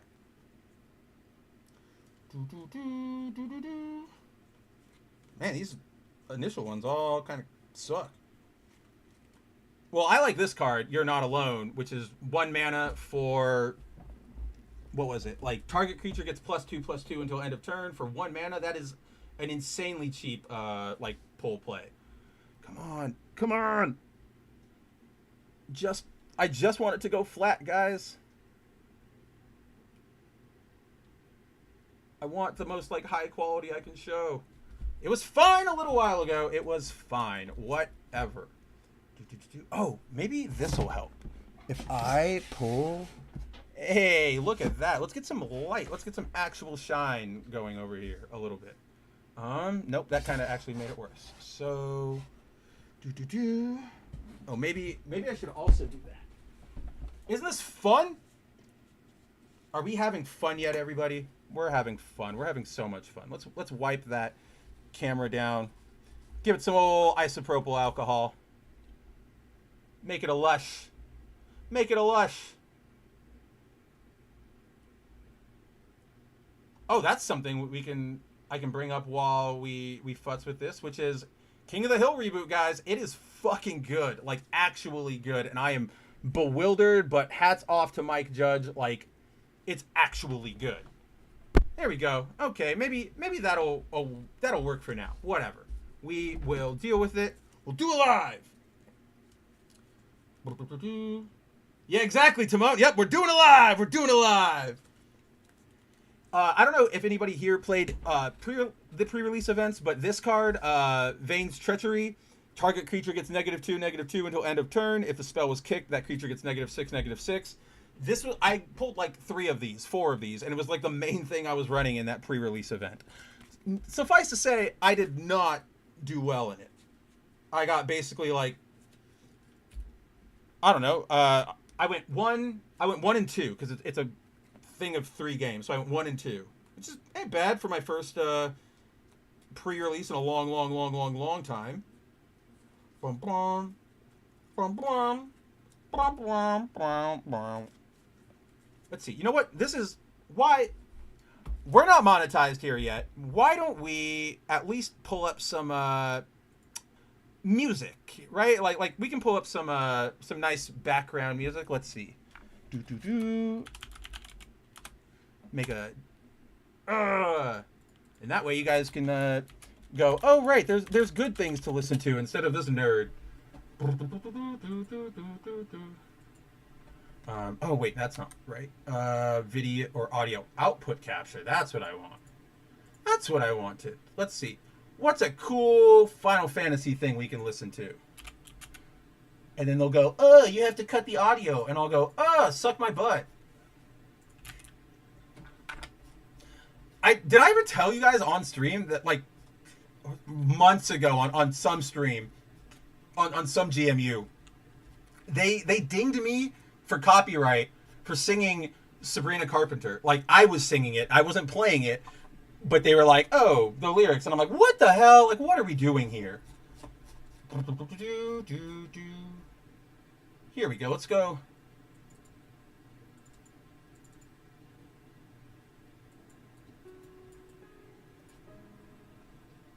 Piano collections. That's what I'm talking about. Or do we want... Okay, I do have Distant Worlds. Boom. We can do Advent Children. Nah. This works. We could also do... Oh, no. Let's do this. I actually like this album a lot. Final Fantasy Jazz Arrangements, courtesy of Square Enix. Oh, yeah. Look at that. Swanky. It's Friday night. You don't need a date. Or you're going to go see her later. Because right now, you know she'll call. But until then, let's spend the night with Mav. Tony asks, is Lord of the Pit and Royal Assassin still good cards? I don't know about Lord of the Pit. I don't run a lot of black, but Royal Assassin definitely is. It's still, like, I think they reprinted it in Assassin's Creed, and that thing is still really popular. I see it a lot. Okay, let's see. We already looked at that stack, at that stack, at that stack. What is this? Oh, yeah. I bought a bunch of One Piece cards from the... So, here's a big tip to anybody if you play card games. If you can... I know this is a big if, but if you can get your way into, you know, a San Diego Comic-Con, a New York Comic-Con, C2, E2, whatever it happens to be, if these card games have booths, they are usually selling their products for retail price. And so I got this because right before Comic-Con, I was doing a review of all of my collections, and I went, oh, I'm down the, like, last 6 or 7 starter decks that One Piece released. And so I went to go buy them, and they were like $20, right? On Amazon of all places. So that's even like kind of cheap. And I went, okay, $70. It's like 120, 140 for all this. I'll get to it eventually because they're starter decks. They're clearly not limited. Like, nobody's eating them up. And I just don't have, like, the immediate money to drop on that. Fast forward, like, a couple days, I go into Comic-Con, I see that they have a booth, and I rock up, and they're like, oh yeah, we're selling them for MSRP, $12, or no, not even, like, $11. So instead of, like, 140, I got to pay only, like, 70 for them. It was great. Alright, I've found the notable cards. I gotta run to the bathroom real quick, because I haven't done that since the stream started, and I will be back in just a tick. Until then, enjoy them jazzy tunes that have probably gotten me in trouble already. One sec, guys.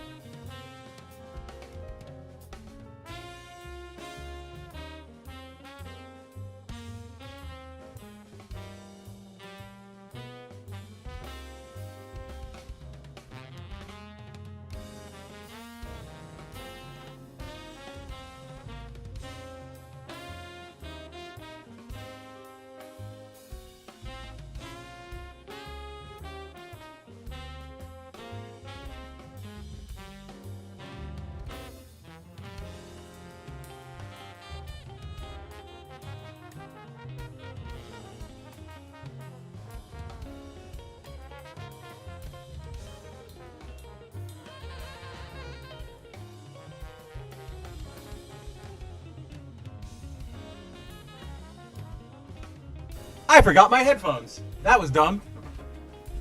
Timon says, not over here. On cons, everything has a markup, even from official retailers. So side note, Timon does live in Brazil, so it is a bit different from American like commerce. And I know you guys get crazy, what do you call it? Like fees and import taxes and all that fun stuff. So I definitely get how that couldn't work out.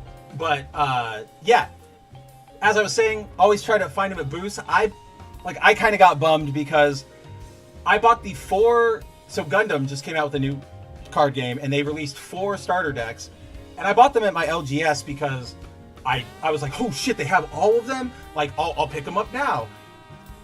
What was it? So it's like 80? No, not 80 bucks. That's no, yeah, but like 70, 80 bucks for them. Of course, the Bandai booth had them completely for MSRP, and I went, dang it. But that was one of the more important ones to like lock down. But let's see. Okay, so bathroom done. And also, guys, let me know if you want the music to change, or if it's too loud or anything like that. We can always mix things up. So going into this, so here's what I have so far for my pre-release set that is actually notable. Those 3 I was just looking at because I happen to like them. So, oh, that's why it's being so weird. It's like super tilted to the side, and I don't want it super tilted to the side. Chocobo! All right.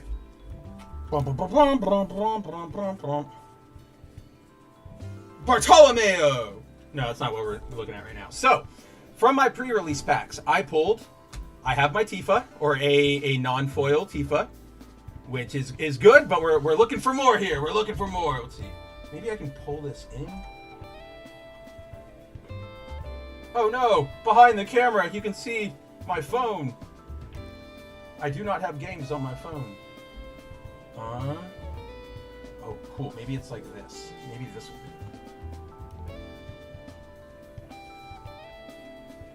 be. Hey, that's pretty good. Ish. Once it locks in and readjusts, maybe I have to like pull it in. Tony says, I started playing Magic around 3rd or revised edition until Mirage, I think. So, I actually played Magic. So I started technically way back in like, I guess you would call it alpha or beta. I don't know. Like the earliest set, whatever the like most mass retail one was back in the 90s. Because I played that around 1997 or so, where that was like the age I started getting into Magic. So whatever was out then, that's what I was playing. And so I played that for a long time, and it was a lot of fun.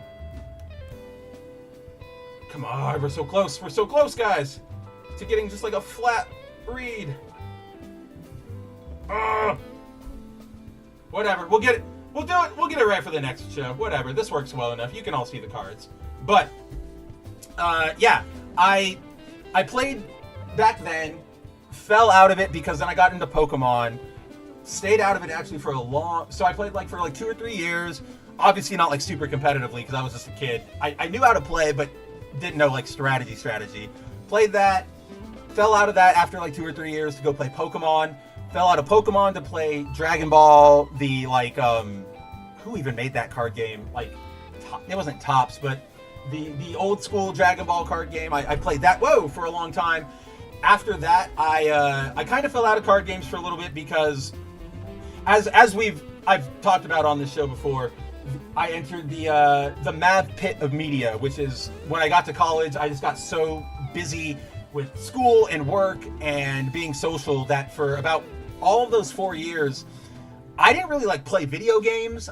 I didn't really keep up with comic books. You know, I followed the news and I stayed appraised. But for example, the only games I can distinctly remember playing during college were like, or at least especially in the, okay, it was Brawl and Melee, or like Melee, Brawl, Smash 4, well not Smash 4, but like, yeah, Melee, Brawl, obviously because that was like a party game. I had one opportunity to play Halo ODST one weekend. My roommate and I were bored. I bought it. We got super high, super drunk, and just ran through it. I played a lot of Pokemon Heart Gold. That was a big thing for me during college. Then I was playing some I played Halo Reach. I played Call of Duty, Black Ops, like 1 and 2 for the multiplayer to hang out with my friends. Then I played Arkham City, and that was it until like a year or two out of college, when I was finally like stable enough to like not have to be hustling every single second. Tony says, I played Magic until I got a girlfriend, and then I played with, well, you know. I'm not sure. What could those be, Tony? No, I totally get it. Yeah, now I can read the cards. Don't move. I'm trying not to. We'll try not to knock it. I think we're in a good place. But yeah, so I pulled the Tifa already. We have... Did I put the stack on the bottom? I did. This is for OM. I know he loves it. Winwu, the White Mage. It's actually like it's still a rare, but it's actually kind of a terrible card from this set. I've got Xanarkand, the Ancient Metropolis. That's a pretty good one. Bonk, bonk. Put them there. Pretty basic like effects. Tifa's pretty scary because, you know, whenever a land you control enters, double her power. And since she's green, she gets land. Like if you put her in a landfall engine, that thing is going to make her super scary all the time. Like you can just keep doubling her power. I got the Primal Odin, which is a pretty damn good summon. I have a foil Kane Traitorous Dragon. Kane's pretty cool. This one's pretty, like, okay, I have Shoko, Seeker of Paradise, just in foil. This bad boy is like the scariest thing from this set right now because of all the landfall effects. So basically, if you run a Chocobo engine, you're creating birds like every turn en masse, and then each bird is like synergizing with the other to boost up the power and all that fun stuff. It gets really scary.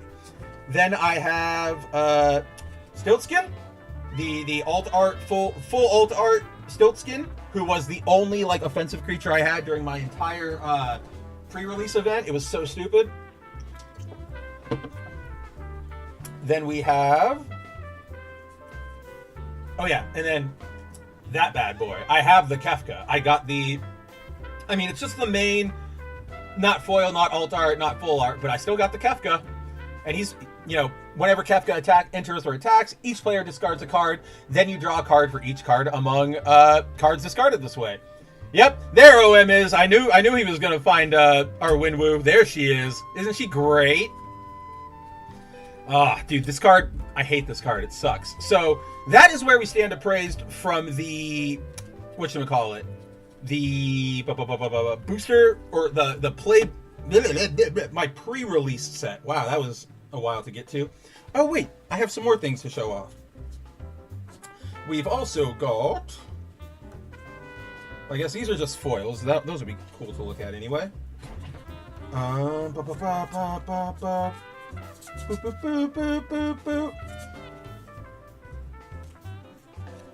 Oh yeah. I'll show you guys that one at least, because that kind of proves my point, or shows what I'm talking about. I know there's more of you guys. I know there is more of. Oh, I gave them to my sister. That's why. Right. I pulled a bunch of the like Final Fantasy 14 stuff, but I don't care about them, and I know she does, so I gave a bunch of those to her.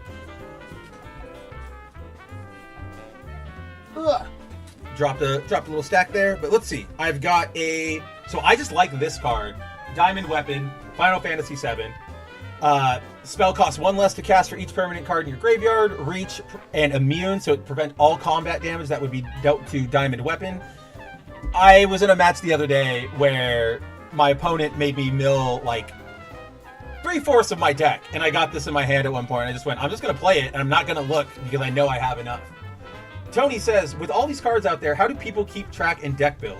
Seems easier back in the day, building a black deck or a Clone Leviathan deck or a Kismet Stasis Lock deck. So there are so many different ways to build decks these days, Tony. And it, you know, a lot of that also boils down to what format are you playing. So like I play Commander, which is you pick like one creature, or yeah, so you would pick like Stiltskin, and then you would build a deck around him. And so it all depends, like, do you want to go for actually like sweaty? Do you want to like try and win really like fast and hard and good, or do you want to have fun? Are you trying to be funny? Are you trying to do something? And then you go to like standard, right? Where standard, I don't play standard, and I can't keep track of standard. Whoa, did I pause the music? Oh, that's right. My headphones do that. Where is it? The like in standard, the thing is that in standard the problem becomes, where were we? There we go. That's what we wanted. In standard, everything changes because they release so many sets so often and so many like secret lair drops and all that. Standard is always like rotating and changing, so I could not even tell you where, like, how people start going about those decks. For me, I basically pick like a character or a theme or something, and I go with that. For example, one of my main decks is a Captain America Voltron deck, which, for those who don't know, Voltron means you equip equipment to your card to, you know, give it effects and make it a big guy, and that's the basis of your deck. And it's not the best like strategy wise, but I themed everything around the Avengers, right? Like I have here, I'll show you what I'm talking about.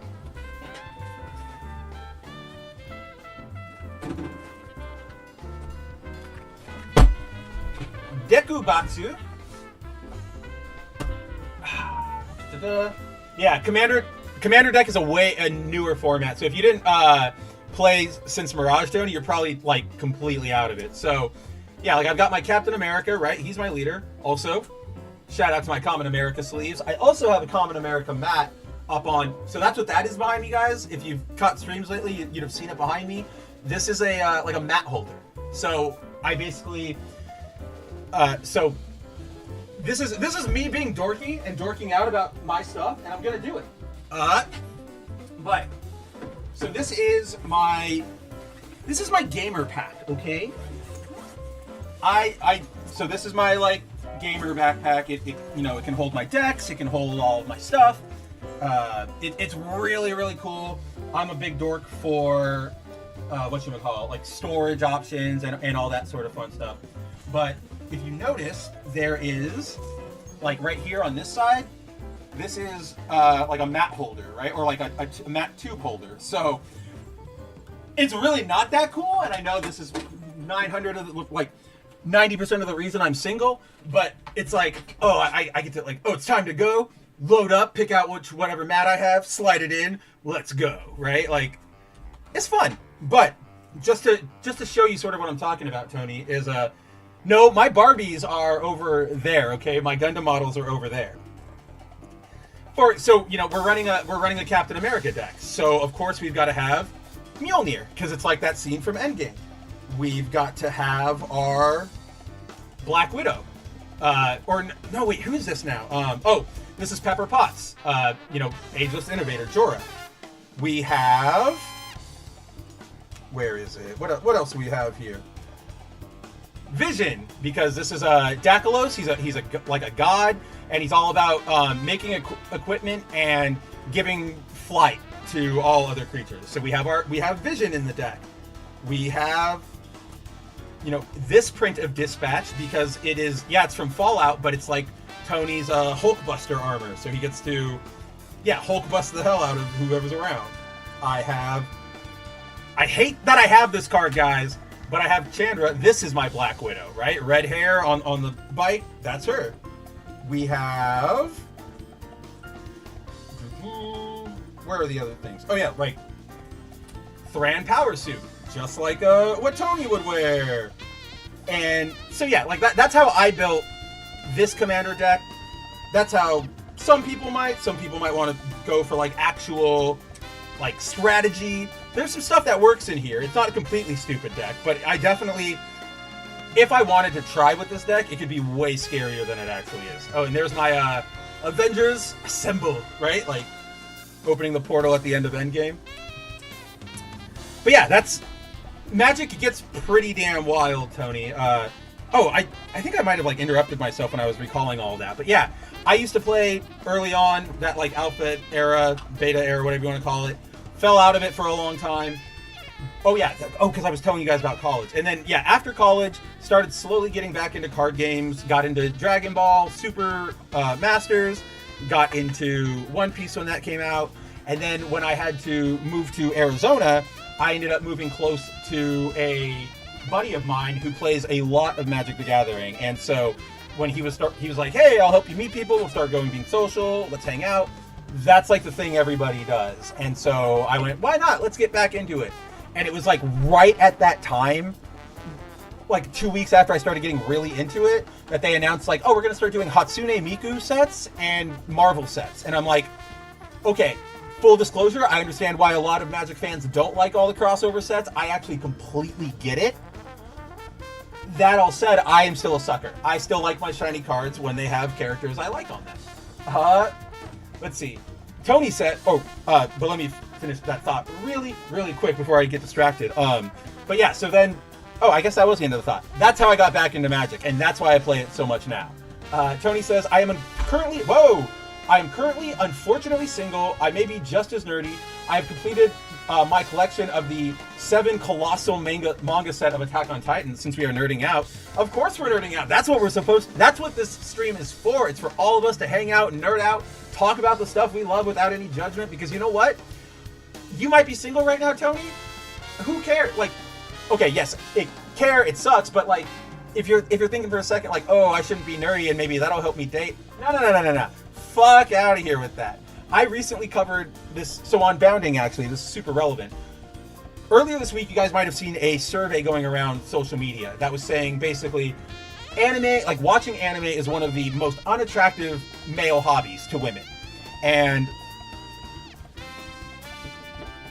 look, I've done too many rodeos. I've been on this planet too long.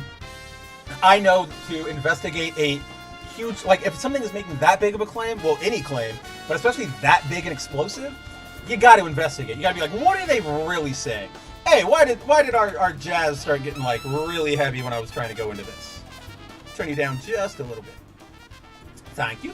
But yeah, if you dig into that survey, like that's what everybody's dooming and glooming over. Oh, girls still hate nerdy things, blah blah. If you look into that survey, it's only like a survey of 800 people who are in that immediate like website's sphere, like their subscribers, their friends. It's complete bullshit. And I can tell you guys from personal experience, women love when you have this nerdy stuff, right? Because it's not, maybe they don't, necessarily like the substance, maybe they're not super jazzed on Final Fantasy or anime or what have you. But if you're sincere and you're passionate and confident in it, that's what they latch on to. Like, I've gotten women, guys.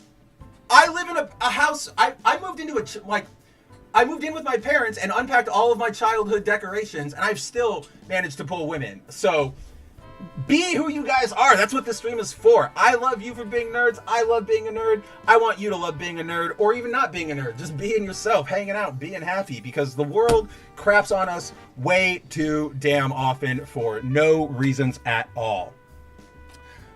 Oh, drop that. Oh, look at that. I have Throne of the Vestige, which is what the From the Ages set, right? Like the actual reprints using art and whatchamacallit, like renders from games that already exist. Dang, I had more. Where is the specific one I wanted to show off? I wanted to show off my jack-off crystal, but I can't. Oh, I think it's over there. I think that's what it is. That you? Nope. I have the Wind Crystal card somewhere, and that's the jack-off crystal. There are 4 jack-off crystals in this set, like JO crystals. I was gonna like laugh about it, but now I don't know where it went. Oh well, it's here somewhere. We'll find it. But without further ado, that is what we have already on our laps. Oh, there they are. They were hidden behind something else. Jack-off crystal. Giant of Babel. So I got one of the Amano art, which I fucking love Amano as an artist. I got Edia from 8. I got Endwalker from 14. I know I have no idea what that is, but I know that's a pretty key arty like piece, right? Like it's all over the place. I have Lightning Army of One. I have a foil. He's not rare or anything, but he's foil. I have a foil Zidane. I have the Umbral God Zodiac or Zodiark. This one isn't rare, but I like it. I'm happy because it's Vincent. He's my favorite Final Fantasy VII character. After, well, it's him, and then it's Yuffie, and then it's Cloud and Tifa. Okay, whatever. But no, it's Vincent and Yuffie forever. I have... So, when you pull booster packs for Magic, sometimes they include these little inserts that are called art series cards that are just a card with the full art of another card on it. Just it's not playable. It's just a little art thing, right? So, for our purposes, I pulled this Kefka, right? Like, pretty cool. I pulled the Kefka art. And so these cards come in regular and then like gold signature. There's no foil or anything, but the gold signature is like rarer. Normally these sell for $1 maybe at best because, okay, they're cool, but they're still just like a Magic creature. These ones, obviously because they're Final Fantasy, are actually worth things. And like this little guy, he's worth like $20. It's crazy. Like, I will find a way to sell. I'll probably take it to my local shop because it's cool, but I could definitely use the money over Kefka. And then I have one, the most desired card from this set, the most broken piece of shit. Like, for 0 mana cost, you don't even have to tap him. Like, I believe that, right? Like, somebody out there correct me. He's 0 to do this. It doesn't say tap, but you can add X mana in any combination of blue and red, where X is Vivi's power. Activate only during your turn and only once each turn. But then you have his effect, which is whenever you cast a non-creature spell, put a 1/1 counter on Vivi, and it deals 1 damage to each opponent. This thing is terrifying. Tony says one of my favorite characters. One of mine too, my friend. And I'm so happy he is... Well, okay. I'm torn, because like it's cool. I'm glad that he's like a good card, but then that makes it hard for us to acquire him because now he's expensive. But hey, I got mine. Let's see. A Falsi. Oh yeah, that was back in the old stack. And then Tony says, I'm trying to complete the Blu-ray anime set of Attack on Titan. The final season, I can never figure out how many parts they are. I don't understand why it is so hard to give Japan my money. So first of all, I feel that in my bones, especially with like, just give us Super Sentai and Kamen Rider on Blu-ray and stuff. Like, I will give you money. Make it easy for me, Japan. Whoa. But move you. Get out of the way, you. Yeah, but with Attack on Titan, the final season, that like it's a meme, right? But it's true because they kept going like, oh, this is the end, but this is the end, part 1, part 7, and it just got out of control and stupid. Oh, it's cool. Tony says, my brother named my nephew Vincent after Final Fantasy VII. That's cool. I gotta find a way to get that kid a red hero scarf, because you can't be a Vincent named after, you can't be a Final Fantasy VII Vincent without that. Oh no, I knocked over a stack of things. Hold on. Let's put these away. All right, so all those cards we just looked at, not including Sai over here from One Piece. This is the card game curse, right? Which is like if you play multiple games, other cards will inevitably find themselves into stacks for other games. So that's what we have here. I did this was all preamble to show off. We're already starting off good with these pulls, because while I only opened the pre-release set, my friend, actually the one who got me into Magic when I moved back out when I moved out to Arizona, got me back into Magic. That's the proper sequence of words I'm waiting for. He bought me on my birthday, which was a while ago now, like June 22nd. So we're almost like 2 months out from it. But on my birthday, on that weekend, we went to the game store, we played some stuff, and he bought himself, 3 booster packs, and he randomly went, all right, why not? I'll buy you some. So he bought me 3 booster packs, and I opened them, pretty good pulls. But I also opened them and got the best pull. I literally have already the Nomura full art Sephiroth Fabled Soldier, which if you flip it over, you have the brand new Safer Sephiroth art from Nomura, which is different from how we've seen him, because he came out and he made the statement of he's different because this is our first peek at remake part 3, because apparently whatever happens, Sephiroth ends up looking like this safer Sephiroth. So it's not foil, unfortunately, but in a weird twist, in Magic it tends to be that the foil cards aren't always the more expensive ones, because especially in recent years there's this thing called foiling, or curling rather, which is whatever they've done to their treatments, like printing treatments in the last few years, Magic cards will, if they're foil, start curling up to like be a I don't really have anything I want to bend to, like, oh, I guess, are you a common? Yeah, you're a common. But like, or here. So like this is how your card is. If it's foil over years, it'll start doing this. Right? And it'll pretty much destroy the card. It won't crack it in half, but it makes your card look stupid. There are things you can do. You can put them in hard cases like I do right here. Unfortunately, I just found out from one of our friends, like even keeping it in its packaging won't prevent it from curling. Like, it will still happen unless you put it in a different case. So lots of people want this one more nowadays because your card won't inevitably get damaged, but I like the foil ones. Oh wow, that's cool. I just realized like the card or the camera light like will reflect onto Sephiroth, so it's like, ooh, he's a star. Timon says, I'm waiting for an official DVD release of my favorite tokus for over a decade now. Same here, and like at this point I just need them all out here. You guys know me, I'm a big supporter of pirate your media. If you don't own it, you don't need to buy it. Like, that's your moral duty.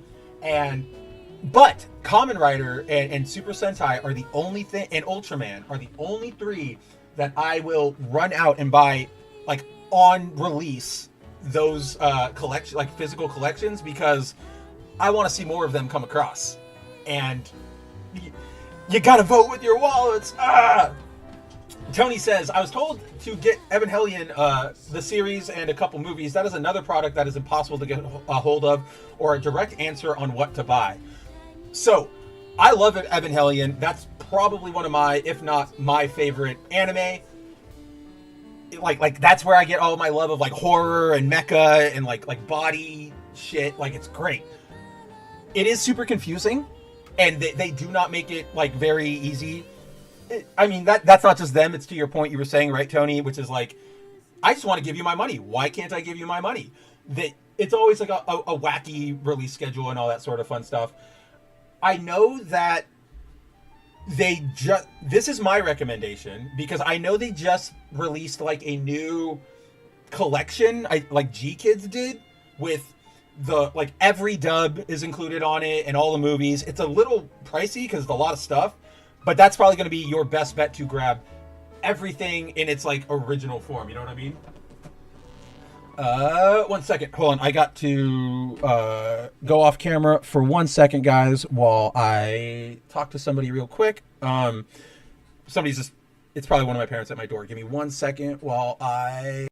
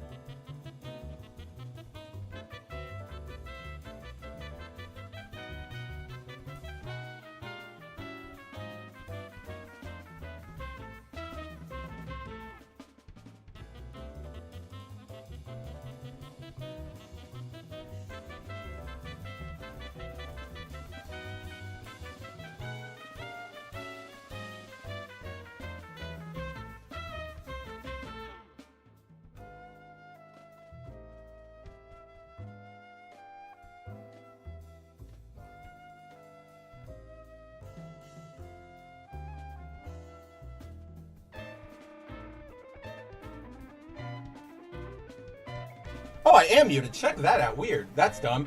Timon said, and I can buy non-official DVDs or Blu-rays of every single one easily. Yeah, right? Like, I have them all on my like storage drives and everything. But with like Toku especially, this is one of those things where it's like we do have to show them that there is an audience here, that we already exist, because this isn't like Warner Brothers or Disney with Marvel where they're like, oh, we could do that if we see interest. It's like when they have the full resources to do it anyway, they're just being assholes. They like Toku, Toei, they need to know, like, if we're gonna give you this, it's worth our time, because it's a big effort. Tony asks, how far along do you think they are with part 3, considering asset reuse, ease of Unreal Engine, and modeling already done? What are we talking about? Part what? Yeah. Oh man, we're never getting a Pretty Guardian Sailor Moon Blu-ray. It has been years, and I still have to resort to watching that shit in 480p, which is like kind of nostalgic to my old heart, because it reminds me of watching dubs of shit on YouTube. You know, like like Naruto, episode 144, part 6 of 28. YouTube, each one 2 minutes long. Sorry, that was Tony answered my question, but I'll get to that in a second. But for Sailor Moon, we'll I don't even know what I was saying. Oh, right, blah, blah, blah, blah.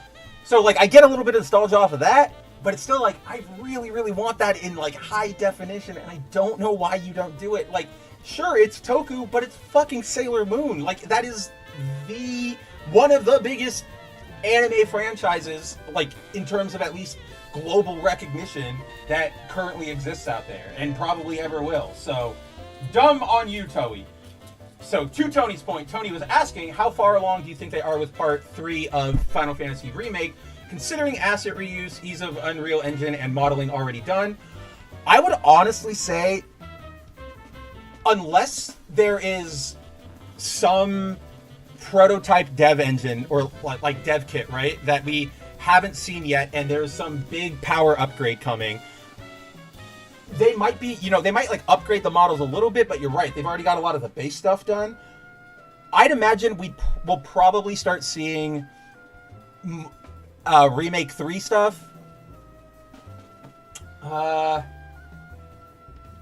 would say, the way it feels to me, and this is not taking into account like actual business plans and everything, I would imagine we would start seeing it, if not in the early stages of the year, at like Gamescom next year, around the Summer Games Fest is probably where we'll see something about it, because I'm kind of with you.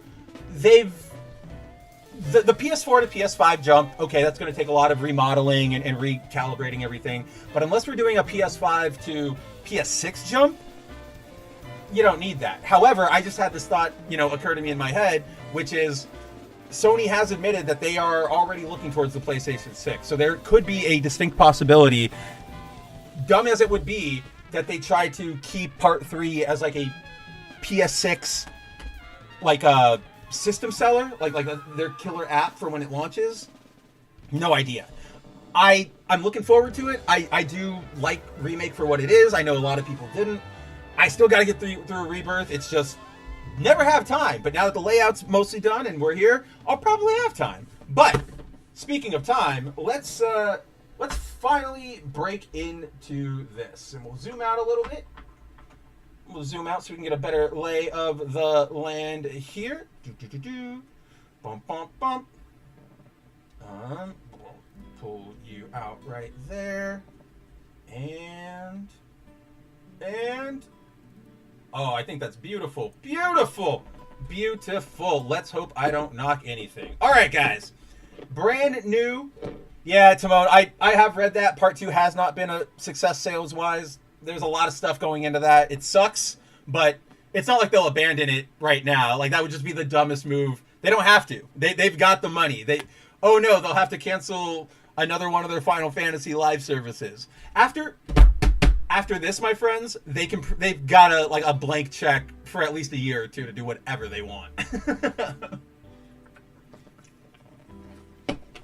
All right, Tony, I'll answer that in just a second, but let's before we get into that, it's time. I know I've been lollygagging. I've been talking about a bunch of other stuff. Welcome to Good Mab Ugly. That's how we do things around here. But let's finally get into this gift bundle. Like we said before, just a review, we have 14 booster packs we've got here, 1 collector's booster. Let's see what we've got. Completely unsealed. And here we... Well, I don't want to necessarily, like, destroy the packaging because I'm a dork like that. So, first we will let it rip, maybe, if I can get my finger on it. Oh, you don't really want me to rip it. You just want me to open it. Oh, okay. Well, let's see.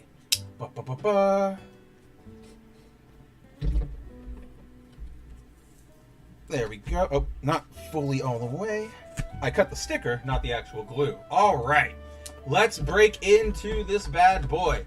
Timon says they may not cancel it, but putting it on PS6 would be pretty stupid. Oh, I do not disagree. I would be pretty pissed, like, personally, because that's another... They're gonna like keep it exclusive, and then I have to wait for them to have the window come up like they did with Rebirth. And what the hell, camera? Why are you fucking up right now? All right, so let's see. Tony asked, "It's been a while, so sorry if you spoke about this. I'm curious of your opinion of Expedition 33. I have not played it yet, but from what I've seen of gameplay and all of that stuff, it warms my soul. Let's put it that way, right? Because to me, the writing is a little over melodramatic, but hey, they're French. What do you expect from them?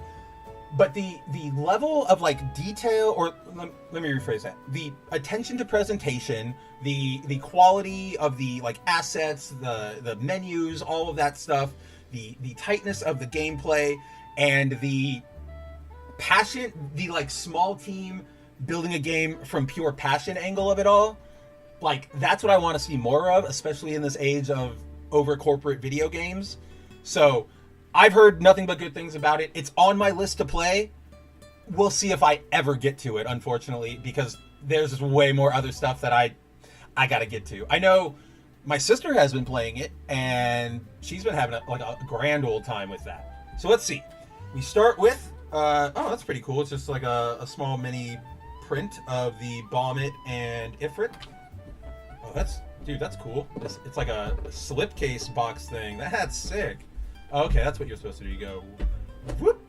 And we have our spin down dice. Dude, that thing is way bigger than the other spin down dices I've gotten. It's pretty though. Oh, I forget who I was talking about this with, but at some point I was talking to somebody and they were like, you can't use your spin down dice as like the roll for turn dice, like turn order dice, because it's not randomized. And I was like, well, it seems they're not next to each other, sure. Maybe there's like a 1% chance it'll land this way or that, but really? And then I was talking to a bunch of Magic nerds the other weekend, and they were like, I've never heard that rule. Never heard about it. Like, dumbest thing I've ever heard. So let's see. We've got our boosters. We've got... I got a foil Emmett Selleck there. Oh, there she is. There's our collector booster. Other boosters. Our land. Our generic land pack. I don't think there's anything particularly special, but I think they're alternate arts, right? Or they're full arts. Tony says, that was more my question. I'm really curious if Square Enix publicly took note. They haven't said anything yet, right? And they haven't had any game developments come out in the window since that game did. I think if they're not dumb, I'm sure they've taken notice, and I hope they go, oh, people still do want, actual turn-based RPGs, because we do. We just want them to be good. And, especially with Final Fantasy, I love Remake, and I love, Kingdom Hearts, but the turn they've done with, 16 going to action, I don't like that for the main core Final Fantasy, series. That doesn't feel right to me. But today we did get a report, or they did their financials today, and we did learn that their sales of 14 are in the toilet. They're not making it or not sales per se, but the profits are in the toilet. So maybe they'll have to take notice, and maybe they'll step up. But at the very least, that team at I forget what they are, those Frenchies, they've got a future ahead of them in this industry. All right. Can I get the cord out of our way so it's not in the way? Whatever. It works. All right, let's see. We also have our sleeves for anything that comes up. Timon says PS6 would be the first PlayStation he doesn't buy. He regrets buying the PS5. I'm actually kind of surprised you did buy the PS5. That was... Yeah, I didn't buy any console. Like, I have a Switch, and eventually I'll get a Switch too, but I didn't buy any of the consoles in the last generation, right? Because I got my PC now. Your Lightning, we already opened, or I already showed, I've had your Lightning for a while. She was in my pre-release pack. But, yeah, we've been looking through cards, Andrew. We've been talking about other things. So we're literally just getting to the actual opening. So, what are these? Oh, these are just, like, foils of these... Oh, these are the old art, like, foils that they were talking about. So there's... Really? One of them's Winwoo? Fuck this card. Tony says, I really liked... Oh, I played Expedition. I really enjoyed the story. I appreciated being subverted into the impossible choice, to be honest. It's like if Rian Johnson made a good The Last Jedi, right?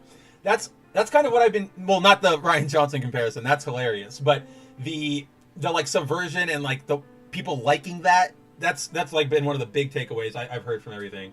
Ooh, Seventh Heaven. Tifa Bar. I like that a lot more of these are spot foiled nowadays, because...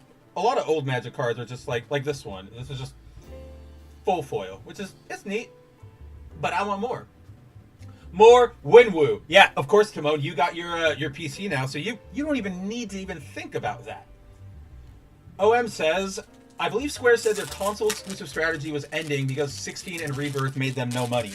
Well, I have no idea what went that wrong with 16. I mean, that it was probably the major gameplay shift and the tone shift, because that game entered development when Game of Thrones was still like the thing. So it's clearly very Game of Thronesy, but it came out after everything had, like, not only had Game of Thrones run its course, but the what do you call it? The hunger, the like cultural hunger for that kind of like grim dark fantasy was not over, but it was sort of getting to where we are now, right? Like, Superman put the final nail in the coffin for this new media era, but back then we were like coming out of it. So I guess I can get 16. With Rebirth, that one I'm more curious about that one, because I think that honestly probably got hurt a lot by remaining a PS4 exclusive. Or, no, it was PS5 as well, but, like, remaining a PS exclusive for so long and coming out, yeah, just, like, at a weird time, and then it was only on consoles instead of also on PC at the same time. So then by the time it comes onto PC, like, 3 or 4 months have passed, and people have either already played it via their PS5, or they've watched their favorite streamer, or they're just over it, right? There's another new flavor of the month. So that... A lot of companies right now are waking up from the post-pandemic, like, la-di-da-di-da, we're going to be rich forever, line always go up, and we're going to be better off for it. Like, how many live service games did Square Enix cancel in the last, like, year or two? Like, all of them? Only the, like, Ever Crisis Final Fantasy is still up right now? Woo! This is so... I gotta look up from somebody, like, there's probably a guide out there, but there's gotta be, like, a really good recommendation for, like, a light that makes your foils pop on stream. Because that would be really nice. 1 second. So I gotta go grab something from over here. Boot up, boot up.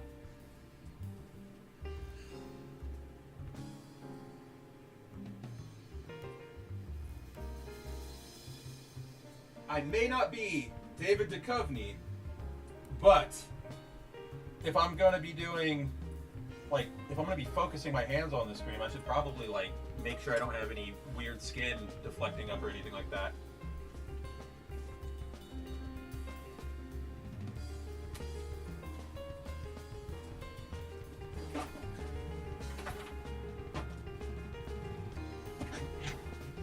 All right.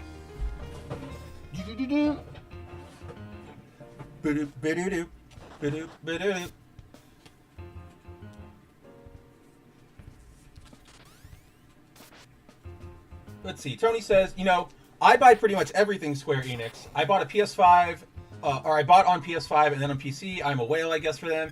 Do you think Square Enix runs a bloated corporation like Ubisoft? I would say not bloated per se, and I definitely wouldn't put them in the same category as Ubisoft. I think they're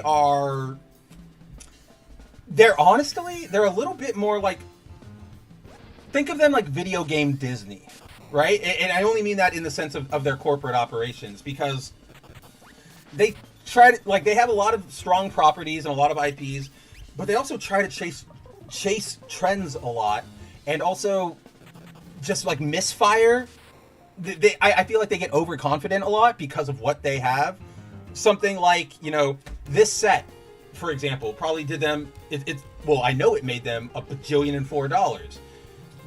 Are they going to learn the right lesson that players like, good celebrations of the series they love? Would they team with Magic again for another set down the line, or would they collab with another card game of repute like One Piece, or who knows, something Flesh and Blood, Iron and Forge, whatever that new one is? Are they going to do that, or are they going to go, oh, we should just make our well, they already make their own card game, but we'll throw this license onto fucking Playmates. We'll let them make a card game off of this because people love Final Fantasy card games. It's like, no, you guys are dumb. You're missing the point. They still have again, I don't think they're necessarily evil or hyper greedy. Obviously they're a little greedy because they're a corporation. And this all, honestly, I'm with you, Tony. I'm kind of a mark for them as well. Final Fantasy VII is one of those franchises that I will it's my favorite, right? You put Cloud or Tifa or Barrett or Red or anybody on anything, and my ass will run in to get it. The reason I got into Kingdom Hearts right when it dropped was back in the IRC chat room I frequented. I saw Cloud in his cool ass Olympus outfit, and I was like, what? Cloud, I gotta get in on this. We gotta see this. All right, those are all done. Those are all sleeved. Tony says, or no, Timon says, Final Fantasy has been crap since 12. Too much emphasis on graphics and writers thinking their stories are the highest of arts. You know what? Hold on. Before I answer that, I feel like from waving and talking and all this lead up, my hands are kind of gross. So I'm going to go wash them real quick because I don't want to get all of my cards dirty. So give me 1 second. I'm only turning off the camera so you don't see my Frieza Crocs again and use it to blackmail me.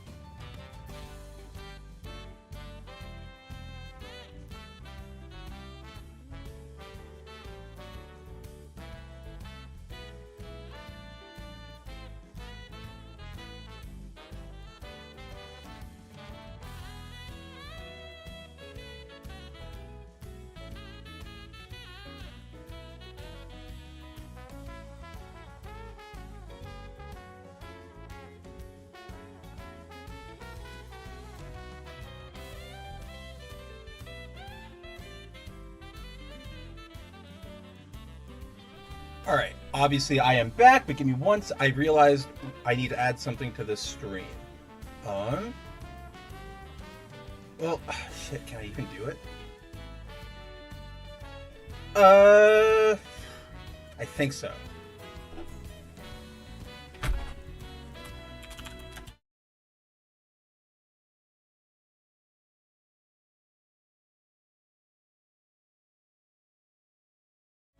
That was not what I wanted to do at all. Oops. Let me see.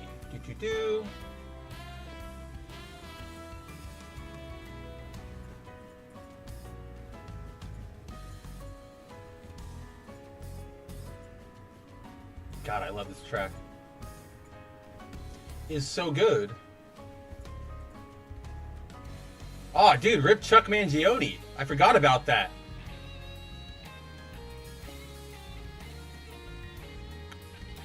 I miss you, Chuck.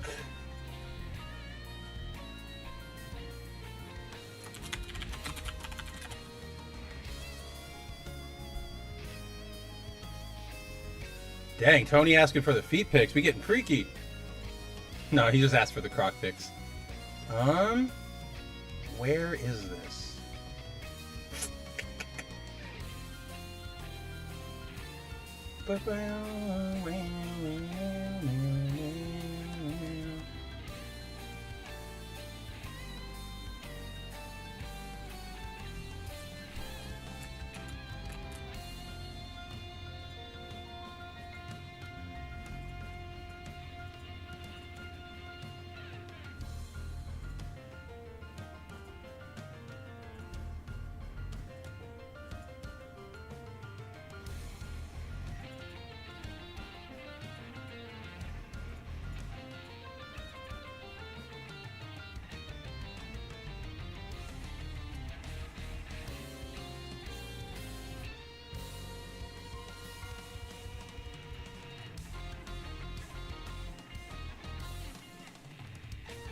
Wham!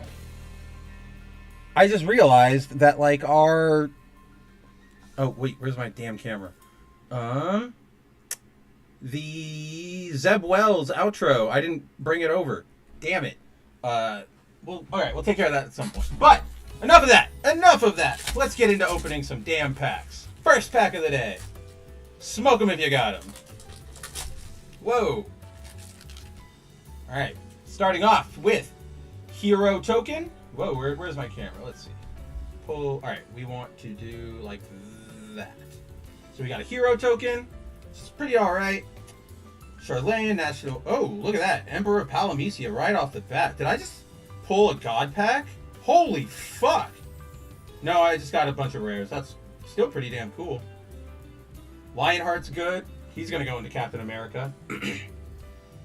So let's see. What did I pull in that rush? I got Squall in his From the Ages print. That's pretty cool. I got another Emmett Selleck,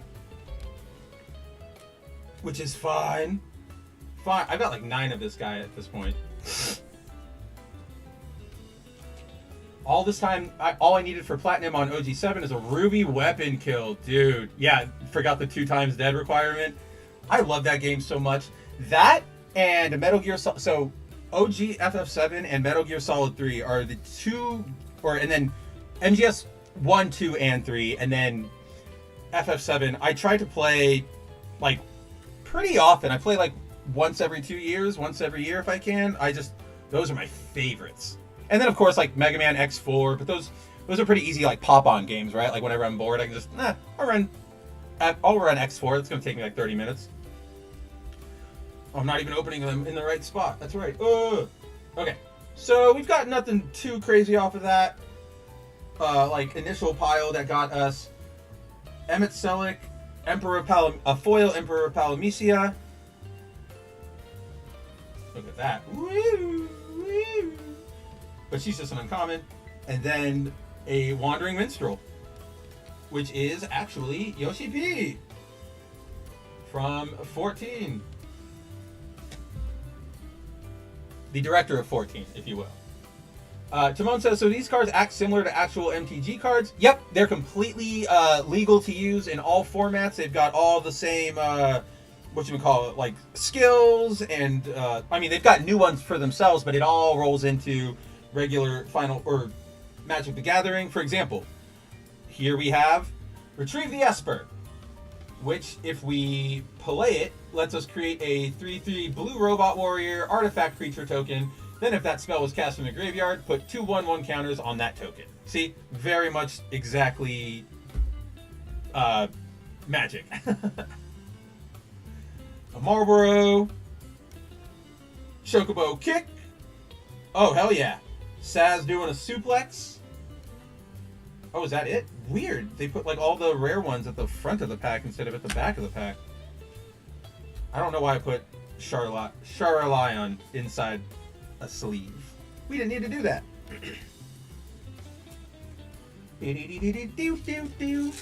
Alright, pack number 2, let's go! OM says, since they'll all be in standard at the same time, the FF cards synergize well with the new Edge of Eternities cards, which is the like OG, like, or not OG, but like a traditional Magic set, and the upcoming Spider-Man cards. Oh, these two sets utilizing like that hero mechanic or that hero name, it's going to be bonkers. Yep, Demon Wall card, 9/9 trample. I think Demon Wall is in here. Well, let's see, we got another hero token, land, shiny capital city, an absolute virtue, Moogle's Valor, Shovel the Overworld. Oh, Rufus. Any FF7 thing is going to make me pretty stoked. A Torgal, Laughing Mad. Oh, that's actually a pretty good card. Instant Ramen, Aerith Rescue Mission. I love this card, by the way. Choose one, create 3/1/1 colorless heroes, or tap up to 3 creatures and put a stun counter on them. Bonkers. Love it. Put you all over here. Shinra Reinforcements, Bard's Bow, Warrior Sword. Such a basic piece of equipment, it's really not even worth it. Torgal, and then a Laughing Mad, and another Instant Ramen. I got like a lot of repeats in that pack. That was dumb. But we did get this foil Capital City. I could lift you up. I can show you who I'm gonna be and take you where you wanna be. And we have this Absolute Virtue. Timon says, soon people will play Magic, or like I'll play with my Final Fantasy Marvel deck against your Hello Kitty Street Fighter deck. They will, and I know it's going that way. And I know, again, I fully recognize why like actual like hardcore Magic fans don't like it. But I've always wanted something like this, right? Like a system where I could play decks of different cards or characters. Again, I grew up in the era of Marvel vs. Capcom, of, you know, the post-Crisis on Infinite Earths, the 90s crossing over, everybody crosses over into everything so we can sell more issues. And so, I've always just wanted, what if I could play my Batman deck against your Spider-Man deck? I know they tried it a few times in the past. There's like that universes system that keeps coming back and then dying and coming back and dying. And now they do Union Arena. They're fine. Union Arena I'm not a big fan of because they just don't look pretty, but they're making an Evan Hellion set, so we're at least going to, buy that and open that on stream. But then so Union Arena, whatever. But yeah, I get it. I get why people don't like it, but it is fun sitting down at a table and it's like Hatsune Miku fights Yargle, which is a magic creature, fights Squall.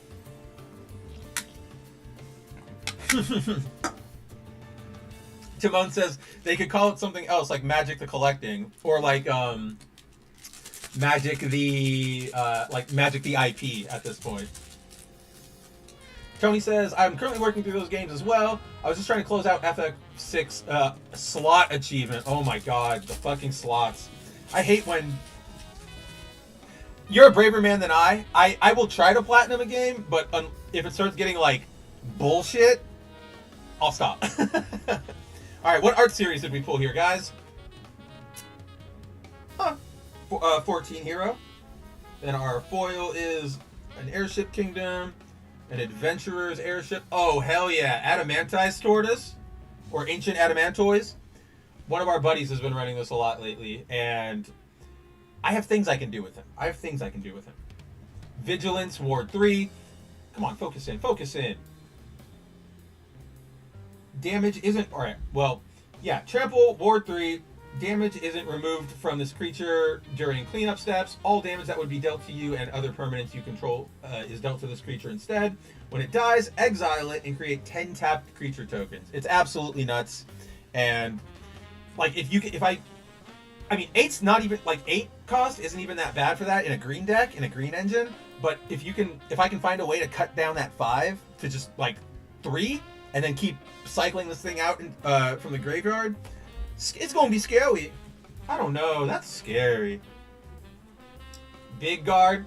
Not another Magic the Gathering, but there's also, I don't know if you guys are well, obviously you guys are, but I don't know if you're reading it. There's a manga right now running called God, the title is so long. It's like destroy all monsters, they can't be regenerated or something like that. It's a manga about kids playing Magic the Gathering, like a teenage love story, not love story, but like a shonen-y. It's cute. It's fun. I really like it. It knows what it's doing with its magic lore too. So check it out. Yeah, that's what it is. OM. Destroy all creatures, they can't be regenerated. That's what it is. I still like Destroy All Humans a lot, even if they're never going to make another game of it. Did anybody ever play the like remakes from a couple years ago? I know they censored some stuff, but I still wanted to check them out. Oh yeah, my Moogle's Valor.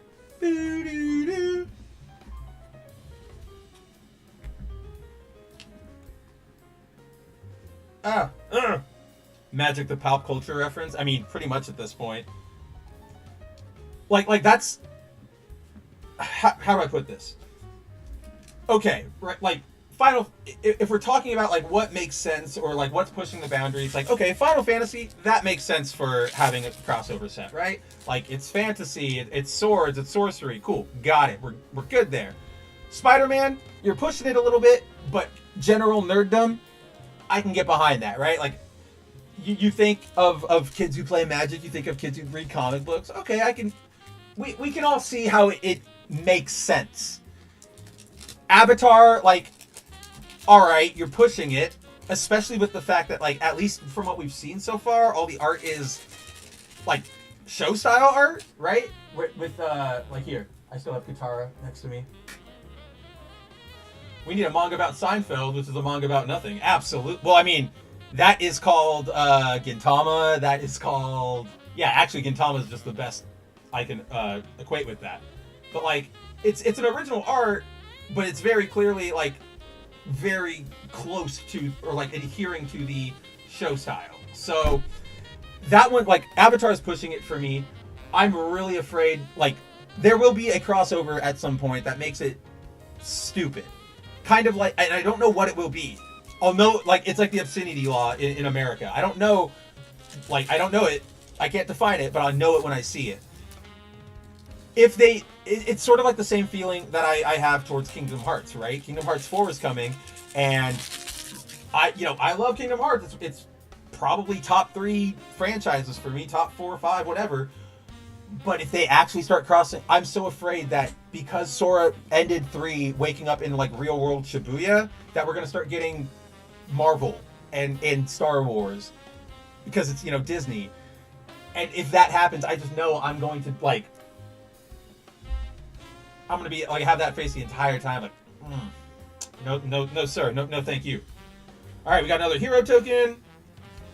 Winder, that's true. Gintama is not about nothing; it is about everything. Oh, fuck yes!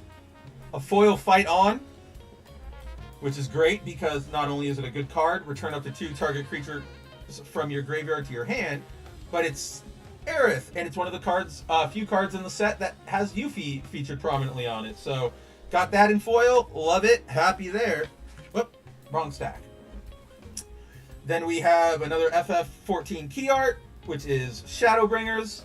I guess I'll put you in the... You get a sleeve. You get a sleeve. And then our rare is Gilgamesh, Master at Arms, which is, okay, if you guys know, like, anything about Modern Magic or you play Commander, I know at least OM, if he's still here, like, he knows this will go great into Cap, because it is, whenever Gilgamesh enters or attacks, look at the top 6 cards of your library. You may put any number of equipment cards from among them onto the battlefield. Put the rest on the bottom of your library in a random order. When you put one or more equipment onto the battlefield this way, you may attach one of them to a samurai you control. So you can attach it to him, but I have Cap, so his, like, card ability lets you just auto attach a equipment at the start of combat. So this basically is just, it's like, I know there's a card called Open the Armory, but this is literally opening the armory for everything. This is going to be Ronin. Okay? OM asked who is at the Avengers. Since it is a samurai, he's going to be Ronin, which is when Hawkeye abandoned his, or he came back from the dead, and he didn't want everybody to know he was back. He put on that black and white, or black and yellow ninja samurai outfit. That's who it is. Because you put me on the spot, I can probably come up with a better one later. Let's see, we got Ash, we got a Cactar, but not the Jumbo Cactar, unfortunately. Random Encounter. I like this one for 6, 4 colorless, 2 red. Shuffle your library, mill 4 cards, put each creature card milled this way onto the battlefield. They gain haste. At the beginning of the next end step, return those creatures to their owner's hand. It's drop them out, hit somebody big, bring them home. And then they come back to your hand, right? Like they don't even go back to the deck or the graveyard. Hill Gigas. Oh, we got our Blitz Ball. Add 1 mana of any color, sacrifice this artifact, draw 2 cards. Oh, that's pretty big. You can put it in a lot of things. It does stuff. Oh, activate only if an opponent was dealt combat damage by a legendary creature this turn. What does that even work for? Scorpion Sentinel from the beginning of 7. Portable Jo Crystal with the white Auracite. Hectize. When this creature enters, each opponent discards a card. That's not bad. Gyasho Greens. Oh, shout out to my 7 Chocobo breeders. And then Light of Judgment. Deal 6 damage to target creature, destroy up to 1 equipment. It's alright. You can find a use for it. Nothing to write home about. Alright. Nexto. Whoa. Next door app. Shit. Oh, I'm walking here.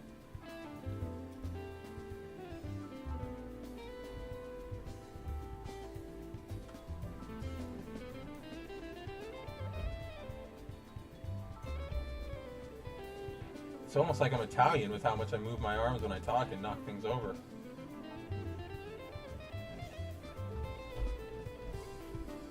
You don't think they will remake FF10, do you? You know what?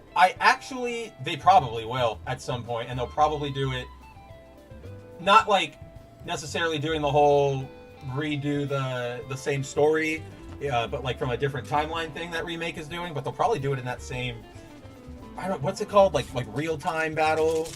That like half ATB, maybe, I don't know, whatever it is. They'll probably give it that like action-y revamp. I want them to remake 10 too and give it that, because I know nobody really likes that game, but I've said it before, it is 3 hot girls continually like transforming into different costumes. How can I not like that? That has Mav written all over it. Let's see, another hero token. Let's scoot this pile. You're getting high.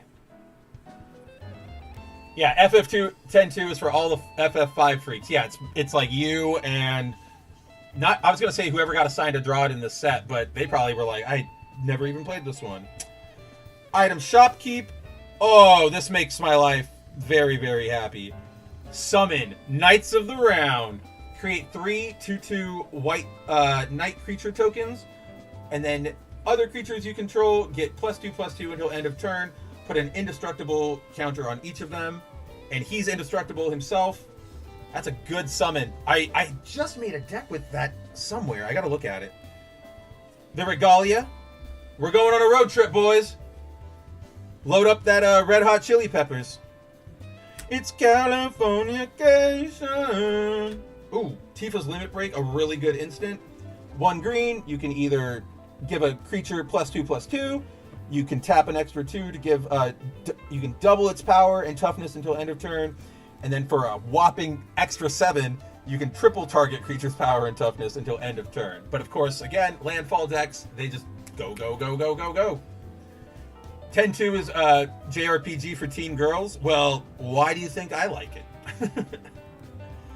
Shambling Crib, I got another Zidane. Crossroads Village. Ice Magic. Fate of the Sun Cyst. Combat Tutorial. Kutra Forayer. And the Plant Beast. Alright. Not the best pack we've pulled so far, but not an awful... Well, okay, kind of the best one for Knights of the Round. Forgot I even pulled that this time around. Bump, bump, bump. Alright. Oh, wait, you go over here. You all over here. Regalia. And we'll stack them up right there. Alright, next pack.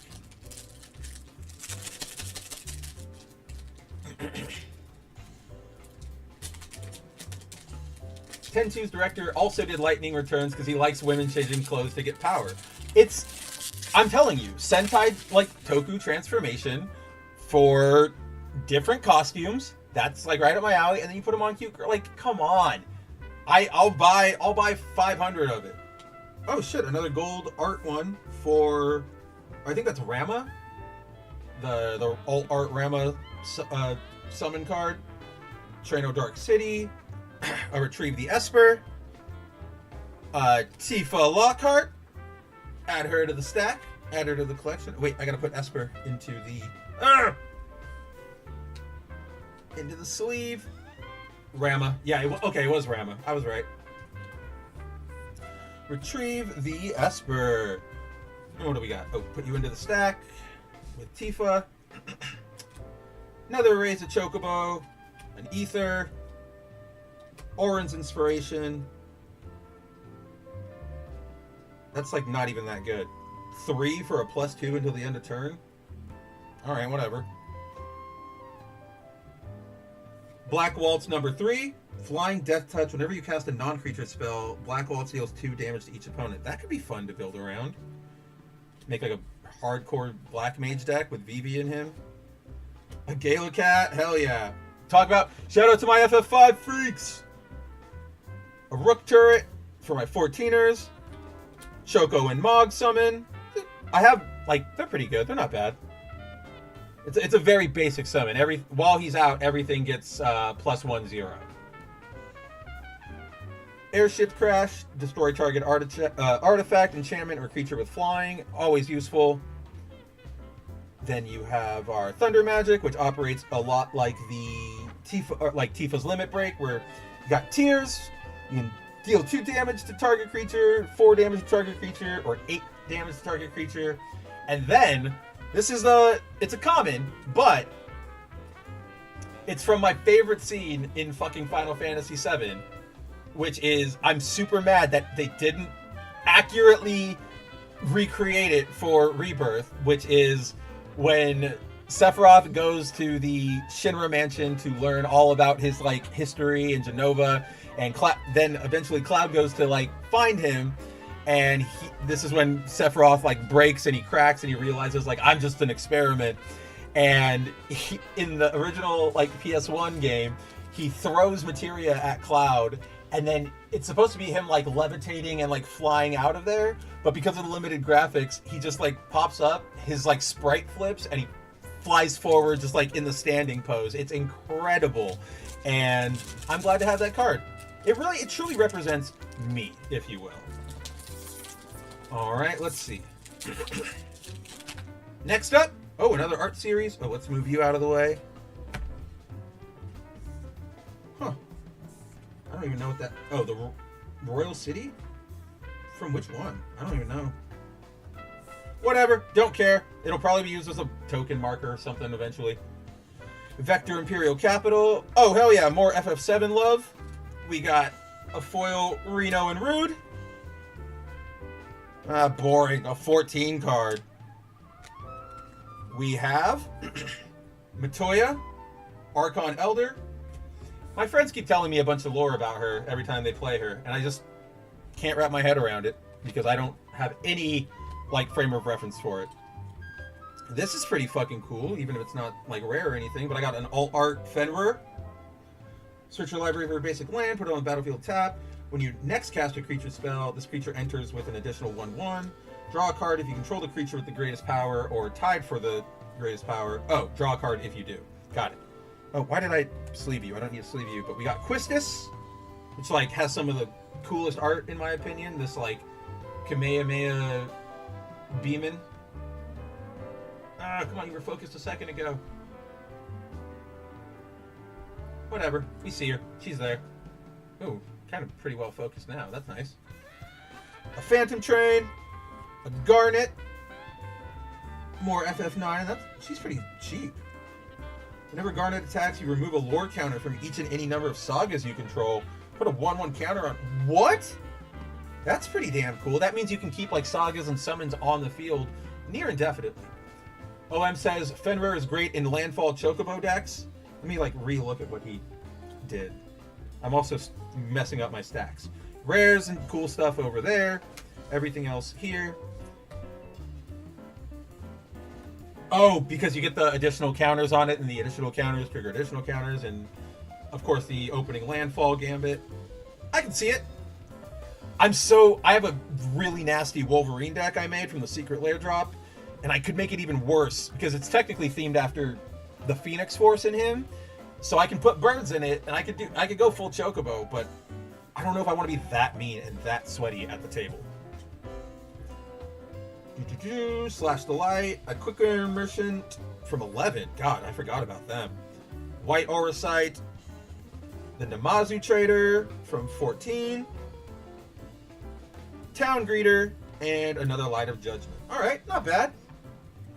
Oh wait, Fenrir, you gotta go over here. Fenrir. Alright. Final Fantasy next up.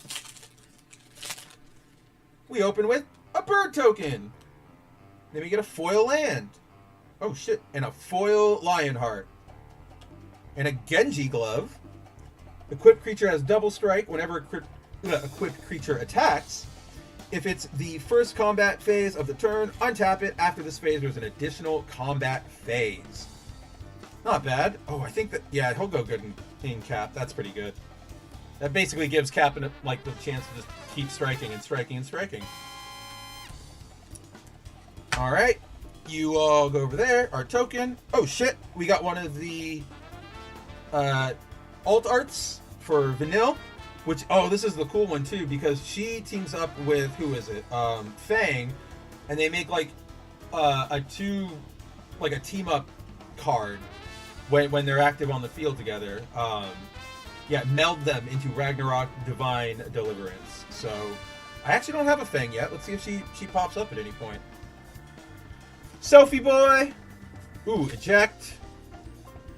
Oh, Clash of the Icons. This is good for, like, aggro fight decks, which is what Wolverine is. Precious Wandering, Adventurer's Airship, Dragoon's Wyvern, You're Not Alone, another Vane's Treachery, Blitzball Shot. Ooh, and a good one, Haste Magic. Instant target creature gets 3/1 and gains haste until end of the turn. Exile top card of your library. You may play it until your next end step. Alright, last of the regular boosters here. We ride. Another art. Oh, clear that stack. Oh, cool. School Wall. Even though... Oh, what the heck? Yeah, see that? Came out of the pack bent. Who do I sue? Island? Oh, hell yes. Foil instant ramen? That's what I'm fucking talking about. Everybody, cup noodle on me. Then we have a... Oh, hell yes. AOM, show Mel. I got a Battle at the Big Bridge, a mono printing. Oh, dude, this is just a helpful one. Starting town. Just... Land enters tapped unless it's your first, second, or third turn of the game. Add mana. Very simple, but fun. Dude, Tony, you here? There he is. Demon Wall. Artifact creature. Defender. Menace. This creature can't be blocked except by 2 or more creatures. As long as this creature has a counter on it, it can attack as though it didn't have Defender. 5 colorless for 1 black. Put 2 1/1 counters on this creature.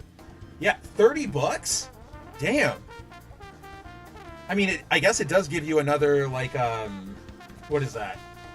It's like a command tower, but it helps if you need to ding yourself or take down life or whatever. I can see it. I can see the vision. We got a Gratia. These fucking cat people. Oh, hell yeah. Ignis. I think I've got most of the FF15 crew, or like boys at least. Cloud, or Sage's Nuthless, or Nuless. Cloudbound Moogle, fuck yeah. Stuck in Summoner's Sanctum. Ooh, Black Mage's Rod, I actually like that card. Equipped creature gets +1/0 and has, whenever you cast a non-creature spell, this creature deals 1 damage to each opponent and is a wizard in addition to its other types. Another Gashel Greens. Red Mage Rapier, or Rapier. Whenever you cast a non-creature spell, this creature gets 2/0 until end of turn and is a wizard in addition to its other types. And then, another 9 card, Cornered by Black Mages. Silly little white boy. Target opponent sacrifices a creature of their choice. Create a 0/1 black wizard creature token with whenever you cast a non-creature spell, this token deals 1 damage to each opponent. I am like not a black player. I've barely ever done it. All right, guys. So, it's about 10:20. We've been going for about 3 hours now. We could open more packs, but I'm starting to get hungry. I know it's getting late out there in the world. I don't want to hold you here any longer than we have to. I know we're having fun. We'll be back to do more of this. You know, we'll have Spider-Man cards. We'll have the Evan Hellion Union Arena set. I have boxes of things to open in here. Like, I am not even kidding. I will try and... I wish I could get the camera over there, but it's just not going to be worth it. I'll try and put a picture up. I know OM has seen my closet of shit to open. It should be pretty cool. So, that all said, collector booster time. What could be in here? I could be holding one of those like one of 77 limited print chocobos. What could it be? Can I do like a spin? Whoa, not in any way that looks cool on camera. Whoa, is this what the kids do? They do tricks? I don't know. But anyway, guys, let's see. We had a pretty good run so far. We got, you know, some instant ramen, a couple of mono prints, some foils of things that I will definitely use. We got a Tifa, we got our Knights of the Round. Don't forget, we also have this stack over here with our Squall, and those are just the lands we already picked. I guess Squall was the only one over there. Urgh! Curses. There we go. That works. Yeah, we also had our Gilgamesh, our Shadowbringers. Oh, that's right. My foil Fight On. A Moogle's Valor. What else was really, really neat? A really big show. I guess Wandering Minstrel was pretty cool. But alright, with this moderately not bad luck, let's see what we can do. Let's see what we can do here, guys.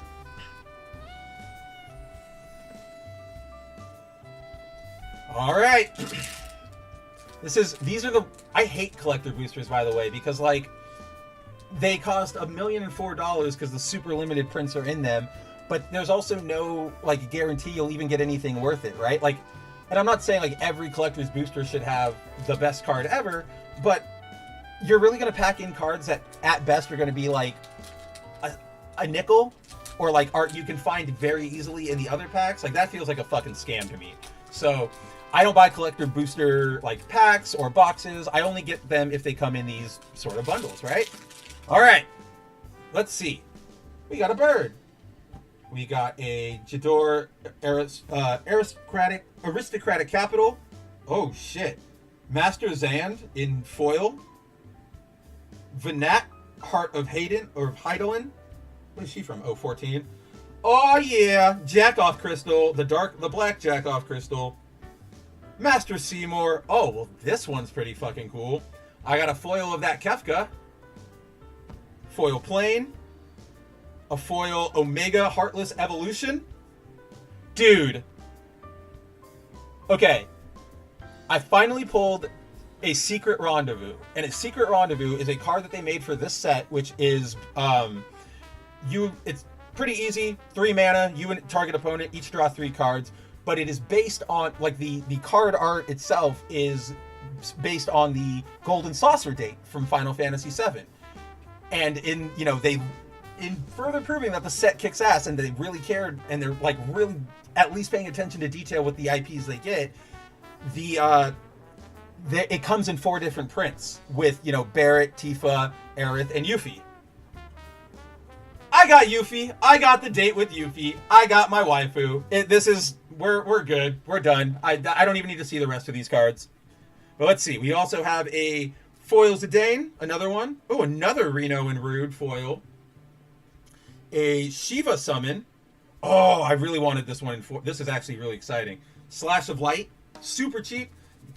Deals damage equal to the number of creatures you control, plus the number of equipment you control to target creature. If I combine him with that engine goes into Cap, and then we do wherever it is, Knights of the Round, and we just generate a bunch of token creatures, and then we obliterate everybody, and it's great. Windurst Federation Center, and then a Summon Chocomog. So I have no idea what any of the values are right now for any of these things, but I'm gonna guess that, let's see, let's start sleeving them instead of just putting them aside, because you know what'll happen, I'll knock them over and then I'll roll over them and everybody will look like a big dumb well, not everybody, I will. Whoa, Omega. Dude, I still haven't gotten my ship email for my Sonic Secret Lair, and I'm getting kind of worried. They were supposed to go out today. I know Al got his today. I haven't. Like, I've gotten no notice. Oh, man, am I out of sleeves? Well, that's why we go over here. And we get another pack. Let's see. Reno and Rude. You go there. Tantalus Thief. Yeah, I know you've had your cards for a week and a half. Lots of people got them immediately. I don't know why I didn't. I was right there. I was there. My Secret Rendezvous. I got my Yuffie date card. Nothing else really matters. Then we go Master Seymour. We'll put you in. Feed me, Seymour. Kefka. Oh, that's right. I forgot he transforms. Kefka, Ruler of Ruin. Dominus. Well, that's Sephiroth. Sephiroth. Venat, Heart of Haerdelen. I have nothing against 14. I'm just not an MMO kind of guy. I'm sure I've heard the story is amazing from what my friends and my sister recap to me, but maybe someday they'll make a manga, and I'll catch up that way. All right, let's see. Finally, oh, I didn't put the black crystal in. Okay. Bum bum bum. Bird. Birdie, birdie, birdie, birdie, tiger. All right, let's see. Let's scoop all these bad boys up. Let's give a final. Let's see what the coolest things. Let's do a final run of the coolest things we pulled tonight. We did. Well, of course, we got our Yuffie date. I'm gonna put down Slash of Light because I'm really stoked on grabbing that. This Master Xanth card. It's an Amano. It's a foil. It's. I think it's spot foiled. I'm not entirely sure. I'll need to put it in better light when I end the stream. Let's see. We also pulled. Well, the Darkness Crystal is just good gameplay wise. That's going to be awesome. Black spells you control cost 1 less to cast. If a non-token creature an opponent controls would die, instead exile it and you gain 2 life. Tap 4 plus 2 black. Tap the card. You put target creatures. Put target creature card exiled with the Darkness Crystal onto the battlefield, tapped under your control with 2 additional 1/1 counters on it. We got that Squall, which is pretty cool. Knights of the Round, that's a fun one. Starting Town, I can at least put my kids through college with it. We got our other Amano print for Battle at the Big Bridge. Our alternate Vanille, even though I'm not the biggest 13 crew fan, it's still an alternate art, and she's cute. Lionheart. That's gonna be great. Oh, Wandering Minstrel. My Fight On, which is just foil, even though it's a common card, but it's a foil card. Then, what else? Is there anything else I super loved from our pools? I think that is it for this pack. Or for this, what do you call it? Collector's box. Isn't there... Here's a question. Isn't there supposed to be like a code for Arena? Or is that in the... whatchamacallit? Play booster box. I think it might be in there. Because I've been waiting for that to finally get into Arena and lose my life to it. Because I want my Final Fantasy... Oh, only in the starter set. Well, I have that starter set. It's over there somewhere. But this is what we pulled from our collector bundle. Yeah, bundle. Not a bad run. Unfortunately didn't pull any of the cards we were looking for down below, but that doesn't mean we didn't also pull some rad shit. But with that, guys, it is 10:30 over here on the West Coast. Means it's got to be, encroaching 1:30 a.m. over there on the East Coast. You guys have things to do, or you're tired, if you're even here anymore. Either way, we're gonna roll on out of here. I'll let you guys know if I pull anything more rad in the other packs. Maybe I'll pop on tomorrow morning and just do a random stream of opening packs because I got nothing else to do. But until then, everybody, thank you for coming back and joining us tonight, or joining me tonight on the return episode 52, finally, of Good Mav Ugly. We are back. I don't anticipate missing any more shows or skipping anything like that. I think we're going to be good to roll from here on out. So I'll be back next week, kicking your weekend off right, making sure you remember why, there are cool things in this world. Enjoy the things you love. Don't let anybody else, crap all over your parade. Support the people who are intellectually honest, all that stuff. I used to have a good spiel. We'll find it once again. Let's see. I know that I said that I couldn't get the video up here like ready to go, but I think I can at least we can fudge our way around our outro, guys. We can make it work for tonight, I think. So let's see. As the creator of we're getting ahead of ourselves over there. So let's see. We'll say goodbye to the Final Fantasy music, which probably got me completely dinged. I'm actually surprised we're still live and you guys can still comment and all that fun stuff. But yeah, guys, aside from that, thanks for joining me. I missed all of you immensely, whether you're an active participant like Timon or Tony or Zero or Wolf or Volume Dealer or Freaking Punk or anybody else who showed up tonight who I may have missed. Love you. I love all of you guys who are watching and maybe not commenting. I see you guys. I love all of you guys who check out the VOD. Couldn't do this without you. I love the fact that so many of you out there want to, you're not buying into the bullshit. You want everything. You want reasons to be happy. You want things to be positive. Let's get back to, not an insane society. I don't really know. We'll have a better spiel eventually. Until next time, guys, I think, let me go into studio mode real quick and make sure that this can work and kick off and not be dumb, because I want to make sure that the audio comes from it too. Brum, brum. Brum, brum.